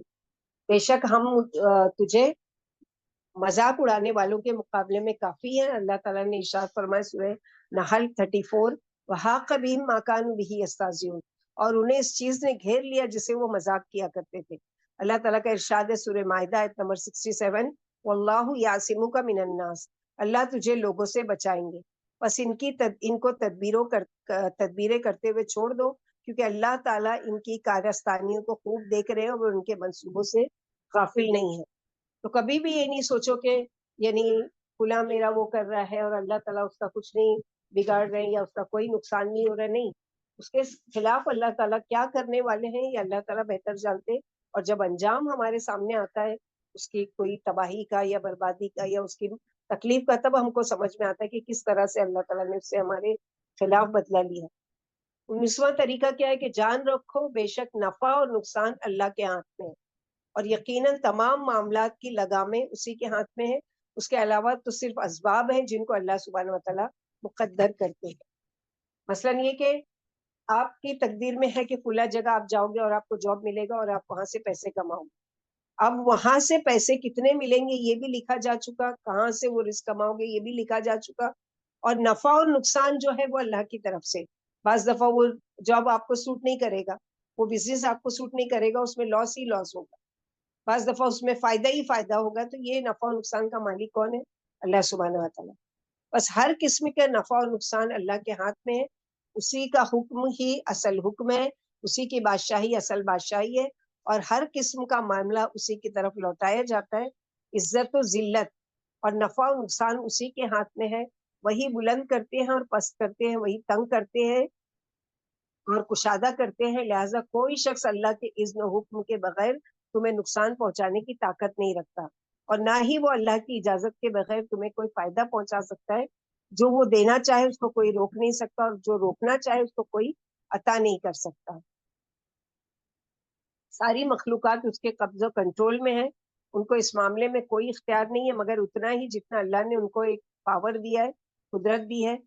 لہٰذا ہم ان کمزور مخلوقات سے کیوں ڈریں جبکہ وہ رب کائنات کے قبضے میں ہے.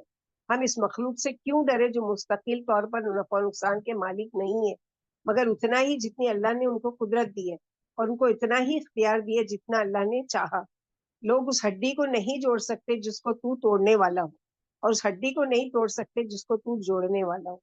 اللہ تعالیٰ نے فرمایا قل افرأیتم ما تدعون من دون اللہ ان ارادنی اللہ بضر هل هن کاشفات ضره او ارادنی برحمت هل هن ممسکات رحمتی قل حسبی اللہ علیہ یتوکل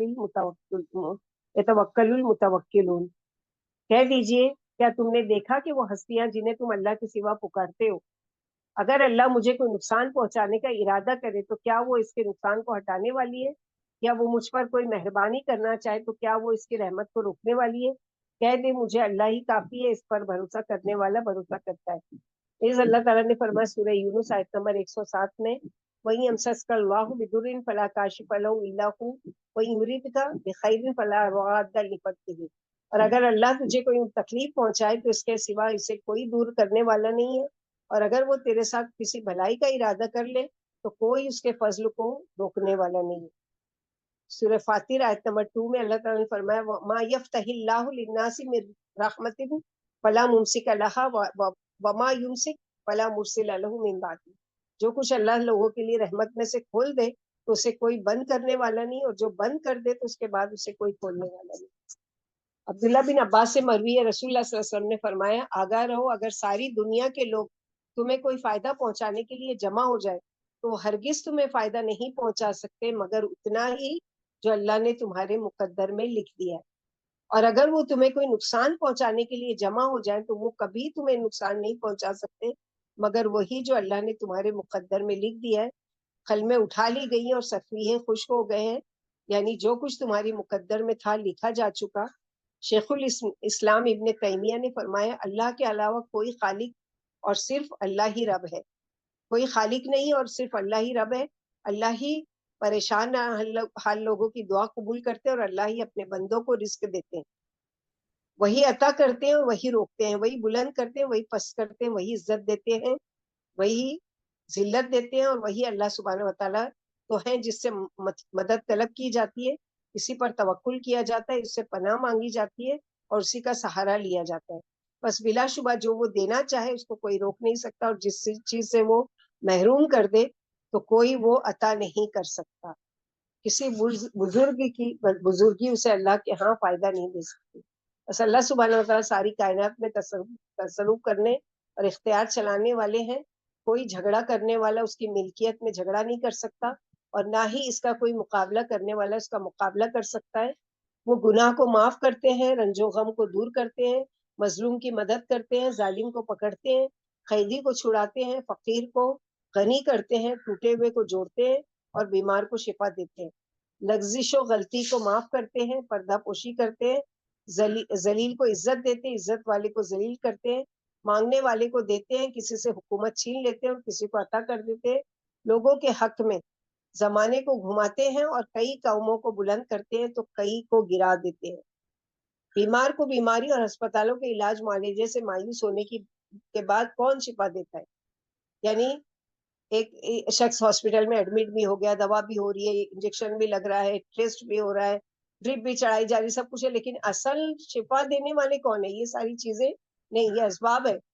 شفا اصل دینے والے کون ہیں؟ اللہ سبحانہ و تعالیٰ کے بعد. ہر گھر میں پاک باز بیٹوں اور بیٹیوں کے ساتھ خوشیاں کون بانٹتا ہے؟ یعنی اللہ ہدایت کس کو دیتے ہیں اولادوں کو؟ اللہ تعالیٰ. جب لوگ سخت تکالیف سے آزمائے جاتے تو ان کو صبر کرنے کے ذریعے تسلی کون دیتا ہے؟ دلوں کی ان سخت عاجز کرنے والے غموں سے فریاد رسی کون کرتا ہے جنہوں نے ان کو مصائب میں ڈالا ہوتا ہے؟ ایک اور شاعر نے کہا ہے طبیب سے پوچھو تو تم نے اس مریض پر صحت کی کشادہ چادر ڈال دی، اے بیماریوں سے شفا بخشنے والے، یعنی ڈاکٹر تجھے کون شفا دینا سکھاتا ہے؟ ڈاکٹر سے سوال ہے کہ بیماریوں سے شفا بخشنے والے تو نہیں ہے، بلکہ تیرے ہاتھ میں اللہ سبحانہ و تعالیٰ نے شفا رکھی ہے تو اس کے ذریعے شفا دے سکتا ہے. اس مریض سے پوچھو جس نے بیماری سے نجات پائی اور فنون طب کے عاجز آنے کے بعد عافیت پائی، تجھے عافیت کس نے دی؟ اس تندرست سے پوچھو جو بغیر کسی بیماری کے فوت ہو جاتا ہے، اسے تندرست تجھے کس نے موت سے ہمکنار کیا؟ یعنی ہم سمجھتے بیمار ہے تو بیماری کے بعد چلتا پھرتا انسان چلا گیا، اس کو بیمار کس نے کیا یا اس کو موت کس نے دی؟ بس ہر قسم کا نفع و نقصان اللہ کے ہاتھ میں ہے. آسمان و زمین میں اللہ سبحانہ و تعالیٰ کی بادشاہی ہے، اسی لیے وہی ان کا خالق ہے، اس لیے اسی کو ان میں تصرف و تدبیر کا کرنے کا حق پہنچتا ہے. جیسے سورہ آل عمران 109 میں اللہ تعالیٰ نے فرمایا وَلِلَّهِ مَا فِي السَّمَاوَاتِ وَمَا فِي الْأَرْضِ وَإِلَى اللَّهِ تُرْجَعُ الْأُمُورُ. اور اللہ ہی کے لیے جو کچھ آسمانوں میں ہے اور جو کچھ زمین میں ہے، اور اللہ ہی کی طرف تمام معاملات لوٹائے جاتے ہیں.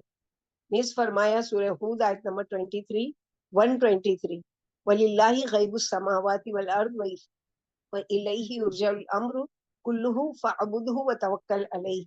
اور اللہ ہی کے پاس آسمانوں اور زمین کا غیب ہے اور سب کے سب کام اسی کی طرف لوٹائے جاتے ہیں، سو اس کی بھی عبادت کرو اور اس پر بھروسہ کرو۔ اللہ سبحانہ و تعالیٰ سورہ یوسف آیت نمبر 21 میں فرماتے ہیں واللہ غالب علی امرہ ولکن اکثر الناس لا یعلمون، اور اللہ اپنے کام پر غالب ہے اور لیکن اکثر لوگ نہیں جانتے۔ بس جب اللہ تعالیٰ تمہیں کوئی خیر کو بھلائی پہنچانے کا ارادہ کرے تو اسے بھلائی پہنچانے سے کون روک سکتا ہے، اور جب وہ تمہیں کوئی نقصان پہنچانے کا ارادہ کرے تو اس نقصان کو تم سے اللہ سبحانہ و تعالیٰ کے سوا کون روک سکتا ہے۔ جس شخص نے یہ جان لیا کہ بلا شبہ معاملات کی باغڈور اللہ کے ہاتھوں میں ہے اور یقیناً نفع و نقصان اسی کی طرف سے ہے، تو وہ آنے والی آزمائش سے پریشان نہیں ہوتا اور مخلوقات یا آزمائشوں کے اسباب سے نہیں گھبراتا، کیونکہ وہ جانتا ہے کہ اللہ کے سوا سب مخلوقات پابند غلام ہیں، ان پر اسی کا حکم چلتا ہے، اور بلا شبہ پابند کرنے والا اور حکم چلانے والی ذات اللہ جل جلالہ کی ہے۔ بس یہ عقیدہ نفس انسانی کو سعادت سے نواز سکتا ہے اور ان دلوں میں بہادری پیدا کر سکتا ہے جن کی دلوں میں یہ ایمان ہو کہ بلا شبہ ہر حکم اللہ کے ہاتھ میں ہے، کسی بشر کے ہاتھ میں نہیں۔ جس انسان کا یہ عقیدہ بن جائے اور اس کے سینے میں یہ ایمان پیدا ہو جائے، روح زمین کی تمام قوتیں بھی جمع ہو کر اس کے سامنے کھڑی نہیں ہو سکتی۔ یہاں سے ہمیں اس دین پر چلنے والی مومن جماعت کے ہاتھوں اس ایمان و عقیدے کی وجہ سے رونما ہونے والے کارناموں کی صحیح تفسیر معلوم ہوتی ہے کہ بلا شبہ وہ معجزہ نما اعمال تھے لیکن تھے حقیقت پر مبنی۔ بلا شبہ وہ عظیم کارنامے جو رسول اللہ صلی اللہ علیہ وسلم اور آپ صلی اللہ علیہ وسلم کے صحابہ کرام کے ہاتھوں رونما ہوئے، وہ ان کے اللہ پر ایمان اور اس یقین کی بنا پر تھے کہ بلا شبہ امر و حکم صرف ایک اللہ کے ہاتھ میں ہے، اور یقیناً مدد و توفیق اور ذلت و رسوائی اللہ ہی کی طرف سے ہے۔ لہٰذا جب انسان یہ سمجھ لے کہ جو کچھ بھی مجھ پر پریشانی آئی ہے اللہ کی طرف سے، تو اس کو قدر سکون ملے گا اور پھر وہ اللہ سے دعا کرے گا اس کے دور کرنے کی۔ 20واں طریقہ کیا ہے؟ یاد رکھو جب تم سختی اور مصیبت پر صبر کرو گے تو وہ تمہارے لیے عطیہ اور نعمت بن جائے گا۔ یعنی جب تم صبر کرتے ہو تو اللہ سبحانہ و تعالیٰ کیا ہے کہ وہ تمہارے لیے یا تو ہدایت کا ذریعہ بن جائے گا یا نعمت کا ذریعہ بن جائے گا۔ یہ اللہ سبحانہ و تعالیٰ کی وہ ہے۔ ایک واقعے سے کے ذریعے ہم اس کو سمجھیں گے انشاءاللہ اس ٹاپک کو۔ بس مومن کا سختی اور مصیبت میں مبتلا ہونا لازمی ہے، لہٰذا جب وہ اس کو برداشت کرتے ہوئے آگے بڑھے گا تو یہ سختیاں اور مصائب عطیات اور نعمتیں بن جائیں گی اور مشقتیں اس کے حق میں معین و مددگار بن جائیں گی۔ یہ عام و خاص کے تجربے سے ثابت ہے کہ جب بھی بندے نے مخلوق کی رضا پر اللہ عز و جل کی رضا و خوشنودی کو ترجیح دی، اس کے بوجھ اور مشقت کو برداشت کیا اور اس کی سختی و مصیبت پر صبر کیا، تو اللہ تعالیٰ نے اس بندے کے اللہ کی رضا کو ترجیح دینے کے بقدر اس سختی اور مشقت سے نعمت، مسرت اور مدد کو پیدا کر دیا۔ بس اس کے خوف کو امن سے اور اس کے ہلاکتوں کے امکانات کو نجات سے، اس کی مشقت کو مدد سے، اس کی آزمائش کو نعمت سے، اس کی مصیبت کو عطیے سے اور اس کی ناراضگی کو رضا سے بدل دیا۔ اور جو لوگ اس سختی اور مصیبت کو برداشت کرنے سے ڈر گئے اور آگے نہیں بڑھے وہ ناکام اور رسوا ہوئے۔ بس جس شخص نے اللہ کی اطاعت کرنے کے نتیجے میں آنے والی تکلیف اور ہونے والی رسوائی کو برداشت کر لیا اور اللہ کی نافرمانی کے بدلے میں ملنے والی عزت اور شرف پر اس تکلیف اور رسوائی کو ترجیح دی، تو دنیا اور آخرت میں اچھا انجام اسی کا ہوگا، اور اس کی وہ تکلیف جو اس نے اللہ کی اطاعت کرنے کے نتیجے میں اٹھائی ہے نعمت اور خوشی میں تبدیل ہو جائے گی، جس طرح ارباب معصیت کی گناہوں کے نتیجے میں حاصل ہونے والی نعمتیں غم اور تباہی میں تبدیل ہو جاتی ہیں۔ شیخ عبد الرحمن بن ناصر السعدی نے کہا ہے بس ایسے ہی شخص بھی حق پر قائم ہوگا، اس کی آزمائش ہوگی اور اس کا امتحان لیا جائے گا، لہٰذا جب اس کی آزمائش اور امتحان سخت اور مشکل ہوگا تو اس کی وہ آزمائش اور تکلیف اس کے حق میں اللہ کا عطیہ اور نعمت بن جائے گی، اس کی مشقتیں راحتوں میں بدل جائیں گی، بشرط یہ کہ وہ آزمائش اور تکلیف پر صبر کرنے والا ہو اور اس پر استقامت اختیار کرنے والا ہو، اور مزید یہ کہ اللہ تعالیٰ دشمنوں کے خلاف اس کی مدد فرمائیں گے اور اس کی قلبی اور روحانی بیماری سے اس کو شفا یاب کریں گے۔ اس واقعے کو ہم دیکھتے ہیں کہ ایک صبر والی خاتون کا واقعہ ہے، بہت زیادہ عبرت ناک کے واقعی ہمارے لیے سیکھنے کی اس میں بہت ساری باتیں ہیں کہ ایک شخص نے اپنا فیملی کا واقعہ بیان کیا ہے کہ میری عمر اس وقت 30 برس کے لگ بھگ ہوگی. یعنی وہ اپنے گھریلے واقعہ اپنا واقعہ خود کا بیان کر رہا ہے کہ میری عمر اس وقت تقریباً 30 برس کی ہوگی، یعنی 30 ایئر کا میں تھا جب ہمارے یہاں پہلا بیٹا پیدا ہوا. میں وہ رات کبھی نہیں بھول سکتا. میں حسب معمول رات گئے تک اپنے دوستوں کے ساتھ ایک فارم ہاؤس میں گپے ہانکتا رہا. ساری رات ہم فضول اور لایانی باتیں کرتے رہے. یہ غیبت، چغلی، بولیوں، ٹھٹیلوں اور ٹھٹے مذاق سے بھرپور رت جگہ تھا. یعنی اللہ کی نافرمانی کے کاموں میں ہم نے رات گزاری. ہم آوارہ کہکے لگاتے رہے اور اس رات تو میری شرارتیں عروج پر تھی. نقلیں اتارنے کا فن کوئی مجھ سے سیکھے. کسی بھی شخص کی نقل اتارنے میں مجھے چند لمحے لگتے تھے اور میرے دوست خوب ہنستے تھے. میں آواز تبدیل کر کے اسی شخص جیسی آواز نکال لیتا ہوں جس کی میں نقل اتار رہا ہوتا ہوں. شاید ہی کوئی دوست مجھ سے بچا ہو اور اس کی میں نے نقل نہ اتاری ہو. جیسے آج بھی کامیڈی کرنے والے اور اس طرح کے فضول ہنسانے والے سارے ان کے کام جھوٹ پر مبنی ہوتے ہیں. اس رات مجھے انوکھی شرارت سوجی. شام کے وقت میں بازار سے گزر رہا تھا. ایک نابینا لوگوں سے بھیک مانگ رہا تھا. میں نے اس کے سامنے اپنی ٹانگ رکھ دی. یعنی مذاق کرنے کی بےہودہ عادت تھی. تو میں نے کیا کیا، ایک نابینا شخص بازار میں جا رہا تھا، میں نے کیا کیا، اس کے سامنے اپنی ٹانگ رکھ دی. وہ ٹکرا کر گر پڑا. اس نے میری جانب رخ کیا اور بہت بڑبڑایا اور نہ جانے کیا کیا کہتا ہوا چل دیا. ادھر میں اس حرکت پر نادم ہونے کے بجائے ٹھٹے مار مار کر ہنس رہا تھا. میں رات گئے گھر واپس آیا تو اہلیہ میرے انتظار میں تھی. اسے اس وقت میری اشد ضرورت تھی. ہمیں فوراً اسپتال جانا تھا. مجھے دیکھ کر اس نے بڑے کرب سے کہا، راشد تم کہاں تھے؟ میں نے تنزن جواب دیا، مریخ پر گیا تھا، یعنی گلیکسی پر گیا تھا. اور کہاں تھا؟ اپنے دوستوں کے ساتھ بیٹھا ہوا تھا. اور کیا؟ اس نے بمشکل کہا، راشد میری طبیعت بہت خراب ہے، لگتا ہے ولادت کا وقت قریب آئے. اس کے آنسو رخساروں پر جلملانے لگے. مجھے احساس ہوا کہ بلا شبہ میں غلطی پر تھا. میں نے اپنی اہلیہ سے اچھا برتاؤ نہیں کیا. ان ایام میں اس کی دیکھ بھال کرنا اور اس کا خیال رکھنا میرا فرض تھا. کاش میں ان دنوں دوستوں کے ساتھ زیادہ وقت نہ گزارتا. میں نے یہ خیالات ذہن سے جھٹک دیے. بیوی کو لے کر فوراً اسپتال روانہ ہو گیا. رات ڈوب رہی تھی. صبح ہونے میں تھوڑی دیر باقی تھی. نرسیں میری بیوی کو اندر یعنی وارڈ میں لے گئی. میں باہر انتظار کرتا رہا. پھر مجھ پر غنودگی چھانے لگی. میں صبر نہ کر سکا. گھر جانے کا فیصلہ کیا. اپنا فون نمبر ایک نرس کو دیا اور کہا جب ولادت ہو جائے تو مجھے اطلاع کر دینا. میں گھر آ کر سو گیا. تھوڑی دیر بعد ہاسپٹل سے فون آیا. مجھے بیٹے کی خوشخبری دی گئی تو میں فوراً ہاسپٹل روانہ ہو گیا. میں نے جاتے ہی اہلیہ اور نومولود کے بارے میں پوچھا تو ہسپتال والوں نے کہا کہ تم اس لیڈی ڈاکٹر سے مل لو جو اس کیس کی انچارج تھی. میں بڑے جوش و خروش میں تھا. بیٹے کو دیکھتے ہی شدید خواہش مند تھا. میں نے کہا کہ ڈاکٹر سے بعد میں کروں گا، بعد میں ملوں گا. پہلے یہ بتاؤ کہ میرا بیٹا کہاں ہے، میں اسے دیکھنا چاہتا ہوں. جواب ملا، پہلے جا کر ڈاکٹر سے ملو. میں ڈاکٹر سے ملا. اس نے مجھے بیٹھنے کا اشارہ کیا.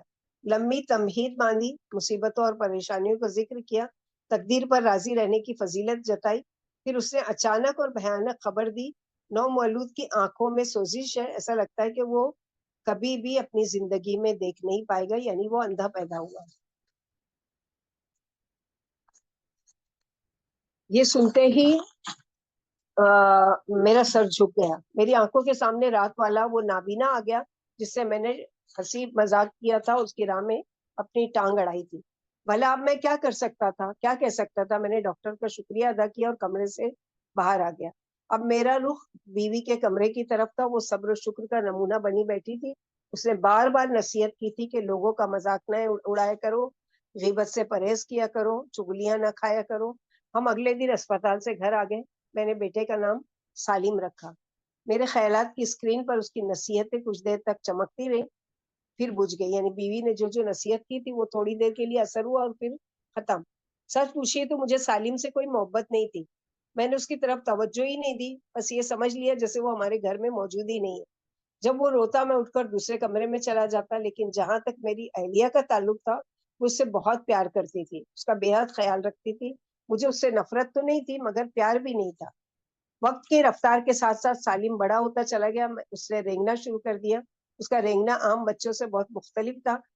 جب اس کی عمر 1 سال سے زیادہ ہوئی تو اس نے آہستہ آہستہ چلنا شروع کیا. اس کے چلنے سے صاف پتہ چلتا تھا کہ اس کے پاؤں میں لنگڑا پن بھی ہے.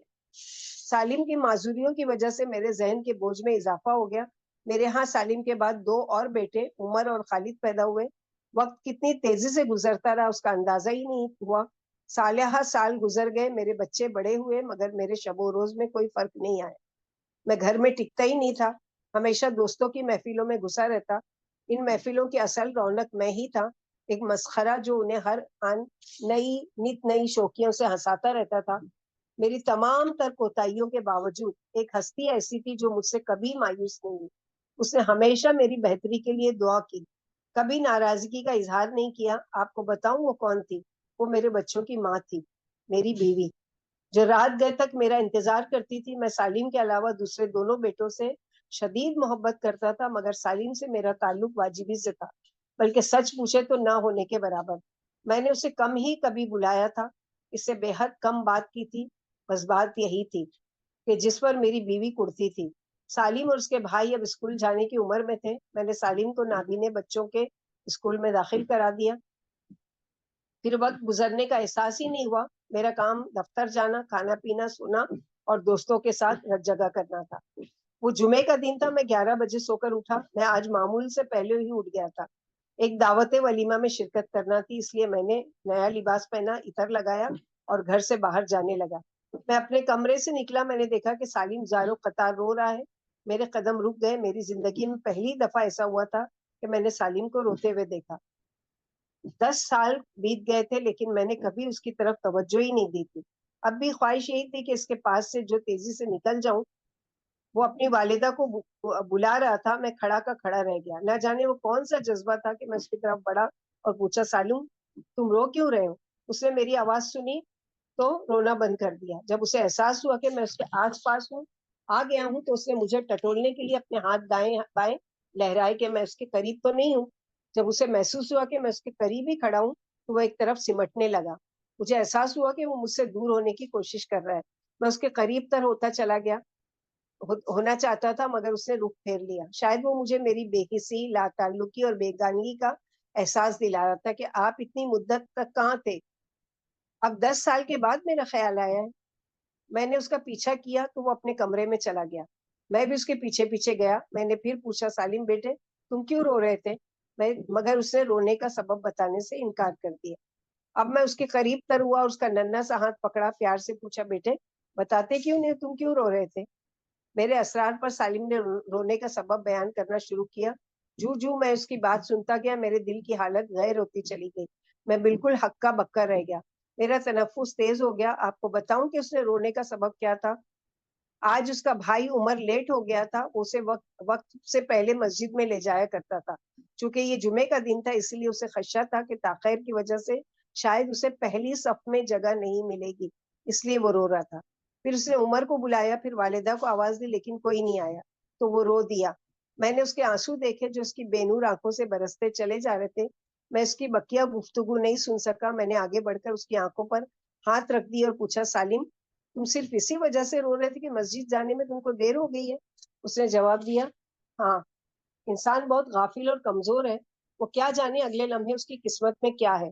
اپنے نابینا لخت جگر سے بات کرنے کی گھڑی ایسی انقلاب انگیز تھی جس نے آنن فانن میری زندگی کا دائرہ ہی بدل دیا. اب میری زندگی میں انقلاب آ چکا تھا. میں اپنے دوستوں کو بھول گیا. یہ دھیان ہی نہیں رہا کہ مجھے دعوت ولیمہ میں شرکت کرنا ہے. میں نے سالم کو مخاطب کیا، سالم غم نہ کرو، کیا تمہیں معلوم ہے کہ آج تمہیں کون مسجد چھوڑنے جائے گا؟ وہ کہنے لگا، یقیناً عمر جائے گا، مگر وہ تو ہمیشہ لیٹ آتا ہے. میں نے کہا، فکر نہیں کرو، آج تمہارا باپ تمہیں مسجد چھوڑنے جائے گا. آج میں تمہاری انگلی پکڑ کر چلوں گا. سالم حیران رہ گیا. اسے یقین نہیں آیا. اسے گمان ہوا کہ میں اس سے مذاق کر رہا ہوں. اس نے اس صورتحال پر تھوڑی دیر سوچا، پھر اس کی ہچکیاں بند گئی. میں نے اس کے آنسو پوچھے، اس کا بازو تھاما اور گاڑی کی طرف لے کر چلنے لگا، مگر اس نے گاڑی میں بیٹھنے سے انکار کر دیا اور کہنے لگا، ابا جان مسجد قریب ہے، میں پیدل جانا چاہتا ہوں تاکہ مجھے ہر قدم پر ثواب ملے. یہ کون ٹریننگ کر رہا ہے؟ اس کی ماں. مجھے یاد نہیں تھا کہ میں آخری بار کب مسجد گیا تھا، مگر یہ پہلا موقع تھا کہ میں ندامت سے زمین میں گڑ گیا اور مجھے اپنے مقدس رب سے اتنی دیر تک لا تعلق رہنے پر بڑی شرمندگی محسوس ہوئی. مسجد نمازیوں سے بھری ہوئی تھی. میں نے ذرا سی کوشش کی. سالم کے لیے پہلی صف میں جگہ مل گئی. ہم نے جمعہ کا خطبہ سنا. نماز کے بعد کھڑے ہوئے. سالم میرے پہلو سے لگا کھڑا تھا، بلکہ سچ پوچھیے تو میں نے اس کے سائے میں کھڑے ہو کر نماز ادا کی۔ نماز ختم ہوئی، سالم نے مجھ سے کہا ذرا قرآن کریم دیجیے۔ میں حیران ہوا کہ یہ قرآن کیسے پڑھے گا، یہ تو نابینا ہے۔ میں سوچ رہا تھا کہ اس کی بات انسنی کر دوں، مگر میں نے بحث میں پڑھنے کے بجائے آگے بڑھ کر قرآن پاک کا نسخہ اس کے حوالے کر دیا۔ اب اس نے کہا کہ سورہ کہف نکال دیجیے۔ میں نے قرآن کے اوراق مبارک پلٹنے شروع کیے، چند صفحات پلٹے، سورہ کہف سامنے آ گئی۔ اس نے قرآن میرے ہاتھ سے لے لیا، ادب اور وقار سے اپنے سامنے رکھا اور سورہ کہف کی تلاوت شروع کر دی۔ اس کی آنکھوں کے دیے بجھے ہوئے تھے، مگر پھر بھی پورے سکون سکینت سے تلاوت کیے جا رہا تھا۔ اب مجھ پر منکشف ہوا کہ اگرچہ وہ دیکھ نہیں سکتا مگر اسے پوری صورت زبانی یاد تھی۔ مجھ پر حیرتوں کے دریچے کھلتے چلے گئے۔ پھر مجھے شدید خجالت محسوس ہوئی۔ میں نے بھی قرآن پاک کا نسخہ لیا، سورہ کہف نکالی، میرے اعصاب پر راشا سیماب طاری ہو گیا۔ میں نے قرآن پاک پڑھنا شروع کر دیا، پڑھتا رہا، دیر تک پڑھتا رہا، جو پڑھتا گیا میری آنکھوں سے غفلت کے پردے اٹھتے چلے گئے۔ پھر میں نے تڑپ کر اپنے رب سے اپنی ہدایت کی دعا مانگی۔ میں اپنے آپ پر قابو نہیں رکھ سکا، ماضی کا غبار چھٹ گیا، حافظے کے پردے پر بیتے ہوئے واقعات جھلملانے لگے، اپنے گناہ یاد آنے لگے اور خفت و شرمساری نے ایسے کچوکے لگائے کہ میں بچوں کی طرح بلک بلک کر رونے لگا۔ بعض لوگ سنتیں ادا کر رہے تھے، مجھے ان سے بڑی خجالت محسوس ہوئی۔ میں نے بتکلف کوشش کی کہ اپنے گریہ پر یعنی رونے پر قابو پالوں، پھر میری آواز مدیم ہوتی چلی گئی۔ اب میں آہیں بھر رہا تھا، میرے حلق سے سسکیاں نکل رہی تھی۔ اچانک ایک ننھا سا ید بیدا میرے چہرہ صاف کرنے لگا۔ اس نے میری آنکھوں سے آنسو پوچھ ڈالے۔ یہ میرا بیٹا سالم تھا۔ میں نے اسے سینے سے لگایا، اس کی طرف محبت بھری نظروں سے دیکھا اور اپنے دل میں کہا سالم تم اندھے نہیں ہو، اندھا تو دراصل میں ہوں۔ پھر ہم واپس گھر کی طرف روانہ ہوئے۔ اہلیہ سالم کی وجہ سے مغموم بیٹھی تھی، اسے معلوم نہیں تھا کہ آج سالم کو جمعہ پڑھانے کے لیے میں ساتھ لے گیا تھا۔ جب اسے پتا چلا کہ ہم دونوں باپ بیٹا اکٹھے مسجد میں گئے تھے تو اس کا قلق فوری طور پر مسرت میں تبدیل ہو گیا۔ پھر میری زندگی میں ایسا انقلاب برپا ہوا کہ اس دن سے میری کوئی نماز قضا نہیں ہوئی۔ میں نے بری سوسائٹی چھوڑ دی۔ اب میں نے مسجد کے نمازیوں میں سے بہترین متقی انسانوں کو اپنا دوست بنا لیا۔ میں نے ایمان کی حلاوت چکھی، ان سے دین کے حوالے سے بہت سی اہم باتیں سیکھی۔ پھر تو یہ حالت ہو گئی کہ کوئی حلقہ درس اور کوئی دینی پروگرام کہیں بھی ہوتا میں اس سے کبھی غیر حاضر نہیں ہوتا۔ قرآن کریم کی تلاوت میرا معمول بن گیا۔ مہینے میں کم از کم ایک بار قرآن کریم ضرور ختم کرتا۔ میری زبان پر اللہ رب العزت کی حمد و ثنا جاری رہتی۔ اپنا ماضی یاد آتا تو اور زیادہ کثرت اور توجہ سے ذکر اذکار کرتا کہ شاید اللہ تعالیٰ میرے سابقہ گناہ معاف فرما دے۔ میں نے لوگوں کے ساتھ کتنا دل آزار سلوک کیا تھا، ان کی نقلیں اتاری تھی، ان کا مذاق اڑایا تھا، ان پر آوازیں کسی تھی، ان کے دلوں کے چھالے توڑے تھے۔ میں کس وادی تاریک میں بھٹکتا رہا تھا۔ اب میں اپنے گھر والوں سے بہت قریب ہوتا چلا گیا۔ میری بیوی کے چہرے کی رونق لوٹ آئی، کہاں اس کا وہ اداس چہرہ جب وہ میرے بارے میں مغموم اور متفکر رہتی تھی، اور کہاں اب اس کا مسکراہٹوں کی شمیم و شبنم لٹاتا ہوا ضیا بار مکھڑا۔ اور پھر میرا سالم، اس کی خوشیوں کا تو کوئی ٹھکانہ ہی نہیں تھا۔ گھر میں بہار آ گئی، میرا زیادہ وقت سالم کے ساتھ گزرتا تھا اور میں اللہ تعالیٰ کے انعامات پر شکر ادا کرتا تھا۔ ایک دن کچھ ساتھیوں نے کہا کہ ہم دعوت دین کے لیے دور کسی ملک میں جانا چاہتے ہیں، تم بھی ہمارے ساتھ چلو۔ میں دعوت دین کے عظیم الشان فریدے سے بے خبر تھا، زمین پر بوجھ بنا بیٹھا تھا، کبھی بھولے سے بھی خیال نہیں آیا تھا کہ دعوتی مشن کے لیے نقل و حرکت کرنی چاہیے۔ میں ذرا متردد ہوا، مگر ان کا اصرار بڑھا۔ میں نے استخارہ کیا اور اہلیہ سے مشورہ لیا۔ وہ تو مدتوں سے منتظر و متمنی تھی کہ میں دین قیم کا داعی بن جاؤں۔ میرا خیال تھا کہ وہ میری روانگی پر راضی نہ ہوگی، مگر معاملہ برعکس نکلا۔ میں اس کے ایمان افروز رد عمل پر بڑا خوش ہوا۔ اس نے میری حوصلہ افزائی کی۔ کہاں ماضی کی میں نے اسے اطلاع کیے بغیر فسق و فجور کے لیے مختلف ملکوں میں جایا کرتا تھا، اور کہاں زمانے حال کہ اب میں اسلام کا پیغام عام کرنے کے لیے جا رہا تھا۔ میں نے سالم سے بات کی، اسے اپنے سفر کا مقصد بتایا اور پوچھا تمہارا کیا خیال ہے؟ اس نے اپنے چھوٹے چھوٹے منور و مسکن بازو میرے گلے میں ڈال دی اور کہا ابو آپ دعوت اللہ کے لیے ضرور جائیں۔ پھر میں دعوتی مشن پر روانہ ہو گیا۔ گھر سے نکلے 3 مہینے سے زیادہ دن گزر چکے تھے۔ اس دوران گھر والوں سے کئی دفعہ فون پر بات چیت کی، مگر نہ جانے کیوں سالم سے کوئی بات نہیں ہو سکی۔ جب بھی بات ہوتی یا تو وہ اسکول گیا ہوتا تھا یا مسجد میں یا سو رہا ہوتا تھا. میری تمنا تھی کہ میں اس کی آواز سنوں. باقی بچوں سے بات ہو گئی مگر میں سالم کی صدا سننے کو ترس گیا. جب بھی اہلیہ کو فون کرتا وہ مجھے سالم کی باتیں سناتی تھی. گھر میں خوشیوں کا جمگٹا لگا ہوا تھا. پھر ایک دن ہم نے واپسی کا ارادہ کیا. میں نے آنے سے پہلے اپنی بیوی کو فون کیا کہ میں واپس آ رہا ہوں, بچوں کا کیا حال ہے, سالم کیسا ہے. آج میں نے محسوس کیا کہ اس کا لہجہ بدلا ہوا ہے. وہ شوق اور وہ بےتابی جس کے زیر اثر میں وہ مجھ سے باتیں کیا کرتی تھی آج معدوم تھی. میں نے کہا کہ سالم کو میرا سلام کہنا اور بتانا کہ میں آ رہا ہوں. بیوی نے کہا کہ انشاءاللہ کہہ کر خاموش ہو گئی, فون بند ہو گیا. میں گھر واپس آیا, دروازے پر دستک دی. میں چشم تصور سے دیکھ رہا تھا سب سے پہلے سالم میرا استقبال کرے گا, دروازہ بھی وہی کھولے گا. لیکن مجھے بڑا تعجب ہوا کہ سالم کے بجائے میرا 4 سالہ بیٹا خالد بابا بابا کہتا ہوا میرے ہاتھوں میں جھول گیا. اس روز نہ جانے کیوں مجھے سینے میں گھٹن سی محسوس ہوئی. میں نے اعوذ باللہ من الشیطان الرجیم پڑھی. گھر میں داخل ہوا. بیوی استقبال کے لیے آگے بڑھی. اس کا چہرہ اترا ہوا نظر آیا. ہر چند چہرے پر مسکراہٹ تھی مگر اس سے تصنع اور بناوٹ جھلک رہی تھی. میں نے پوچھا خیر تو ہے, تمہیں کیا ہوا. کہنے لگی کوئی بات نہیں. اور پھر اچانک سالم کا خیال آیا. سالم کدھر ہے. اہلیہ نے سر جھکا لیا, کوئی جواب نہیں دیا. اس کے چہرے پر آنسوؤں کی جھیل بہنے لگی. میں چیخ اٹھا سالم, سالم کہاں ہے. میرا بیٹا خالد آگے بڑھا اور توتلی زبان میں کہنے لگا بابا سالم جنت میں چلا گیا, اللہ تعالیٰ کے پاس. میری بیوی کے صبر و قرار کا پیمانہ چھلک اٹھا. وہ بلک بلک کر رونے لگی اور شدید صدمے کے مارے نڈھال ہو گئی. میں کمرے سے نکل آیا, اپنے آپ پر قابو نہیں رکھ سکا, خوب پھوٹ پھوٹ کر رو دیا. معلوم ہوا کہ میرے واپس آنے سے 2 ہفتہ پہلے سالم کو بخار ہوا تھا.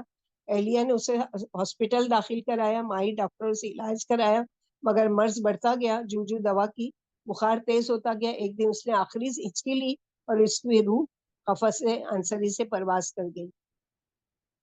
یہ پھول اپنی لطافت کی داد پا نہ سکا, کھلا ضرور مگر کھل کے مسکرا نہ سکا.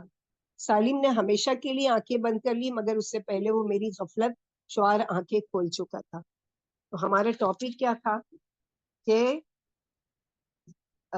یعنی جان لو کہ جب تم سختی اور مصیبت پر صبر کرو گے تو وہ تمہارے لیے عطیہ اور نعمت بن جائے گی.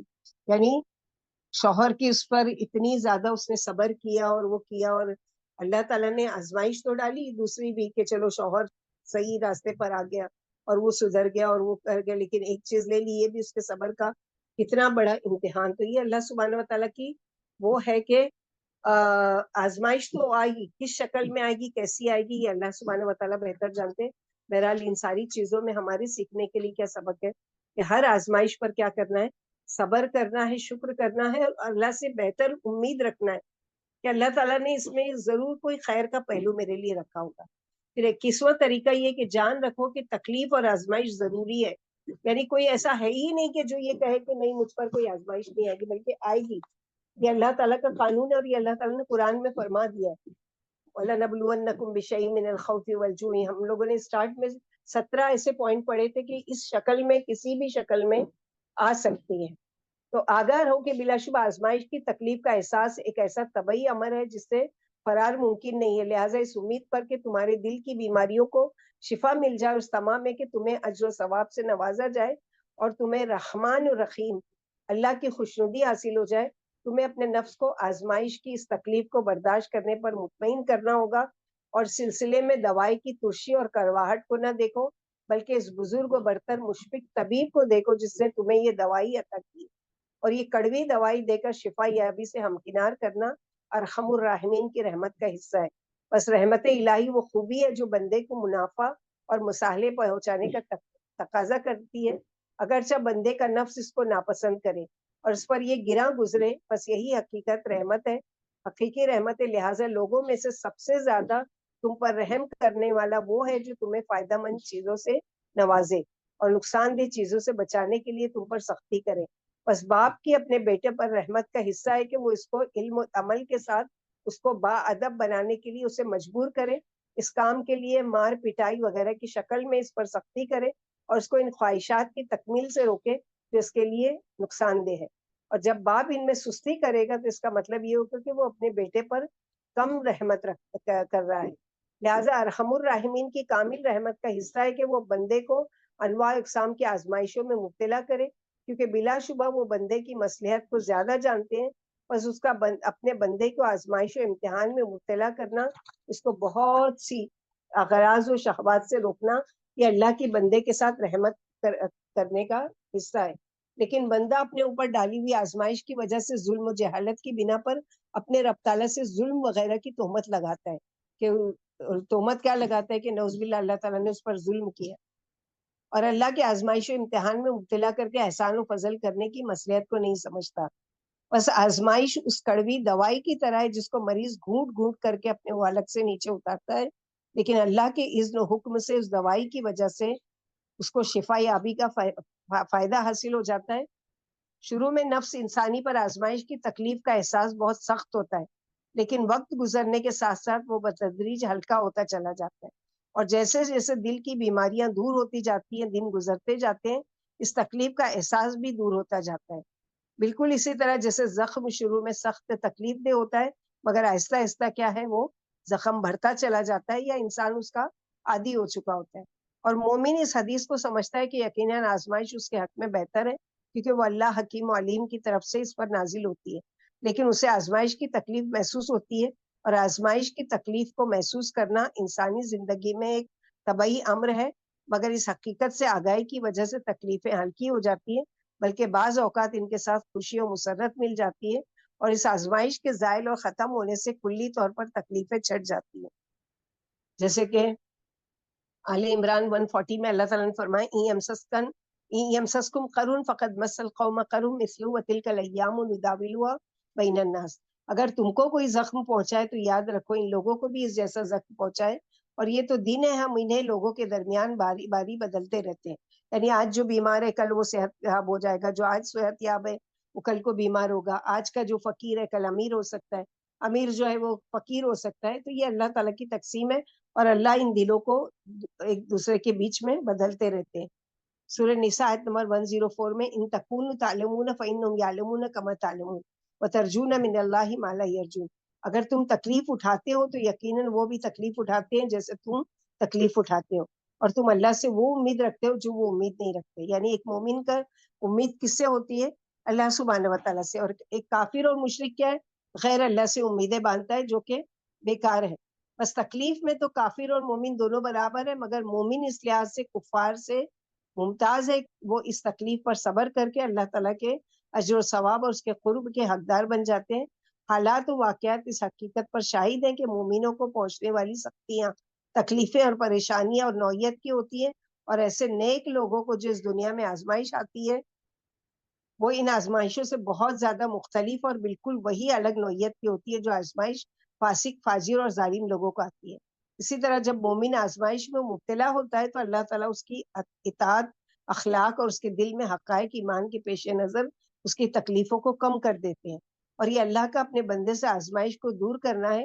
یقیناً وہ اس سے بہت سی آزمائشوں کو ٹالتے ہی رہتے ہیں، اور جب اللہ تعالیٰ کی طرف سے بندے کو آزمائش میں مبتلا کرنا ضروری ہو تو وہ اس سے آزمائش کے بوجھ، تکلیف، مشقت اور تابکاری، برے انجام کو دور کر دیتے ہیں. تو یہ اللہ سبحانہ و تعالیٰ کی تقسیم ہے. اللہ تعالیٰ کا وعدہ ہے کہ انشاءاللہ 22 ہم لوگ پڑھ لیتے ہیں، اس کے بعد انشاءاللہ، کیونکہ اس ہفتے ارادہ تھا یہ عید میلاد النبی کے اوپر بتانے کا، لیکن خیر 16 تاریخ کو ہے تو انشاءاللہ 14 تاریخ کو ہم یہ ٹاپک لیں گے انشاءاللہ.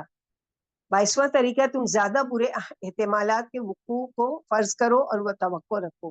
بس جب تم پر کوئی آفت و مصیبت نازل ہو تو اس سے برے احتمال کی توقع، یعنی اللہ تعالیٰ سے، جیسے ہم لوگ پہلے بھی پڑھ چکے ہیں کہ اگر کوئی مصیبت آئے تو ہمیشہ یہ سوچو کہ اللہ کا شکر، ہو سکتا ہے کہ اس سے زیادہ مجھ پر کوئی آفت آ سکتی تھی، اللہ تعالیٰ نے مجھے بچایا. پھر اپنے نفس کو اس کے برداشت کرنے اور اس کو قبول کرنے پر مطمئن کرو اور اس کو ہلکا جاننے کی کوشش کرو. بس جب ایسی حالت میں تم کو کوئی آفت و مصیبت پہنچے گی تو تم اس حال میں اس کا مقابلہ کرو گے، تم اس کے لیے مستعد اور تیار ہو، اور جب وہ تمہاری توقع سے کم ہوگی تو یہ تمہارے لیے بہتر اور ایک نعمت ہے، اور یقیناً یہ ایک نفع بخش فائدہ ہے.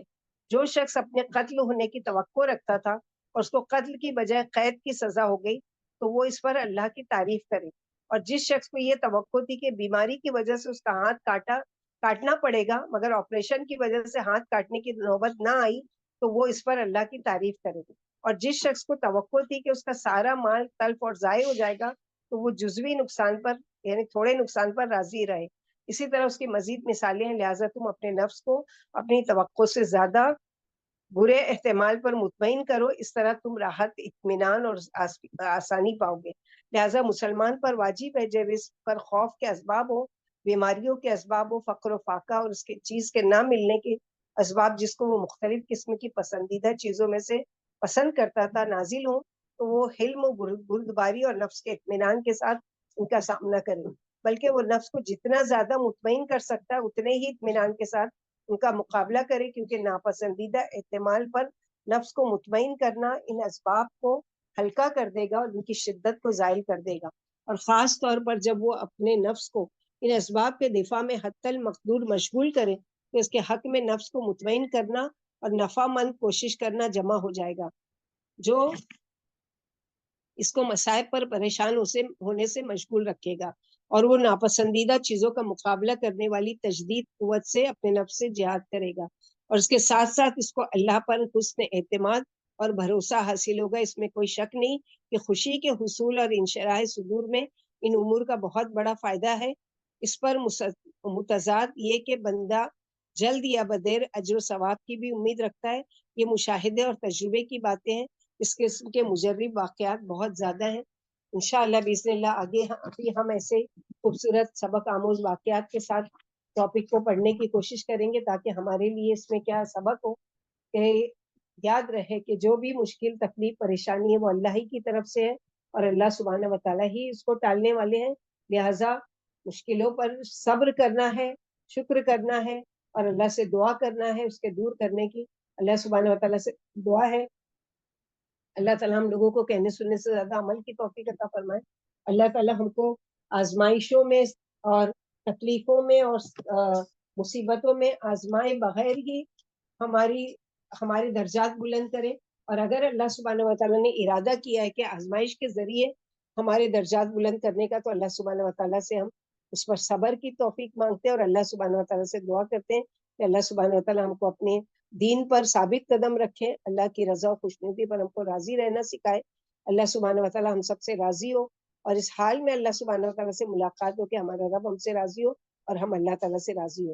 ربنا تقبل منا انك انت السميع العليم وتب علينا انك انت التواب الرحيم. سبحان ربك رب العزة عما يصفون وسلام على المرسلين والحمد لله رب العالمين. سبحانك اللهم وبحمدك اشهد ان لا اله الا انت استغفرك واتوب اليك. السلام علیکم ورحمۃ اللہ وبرکاتہ.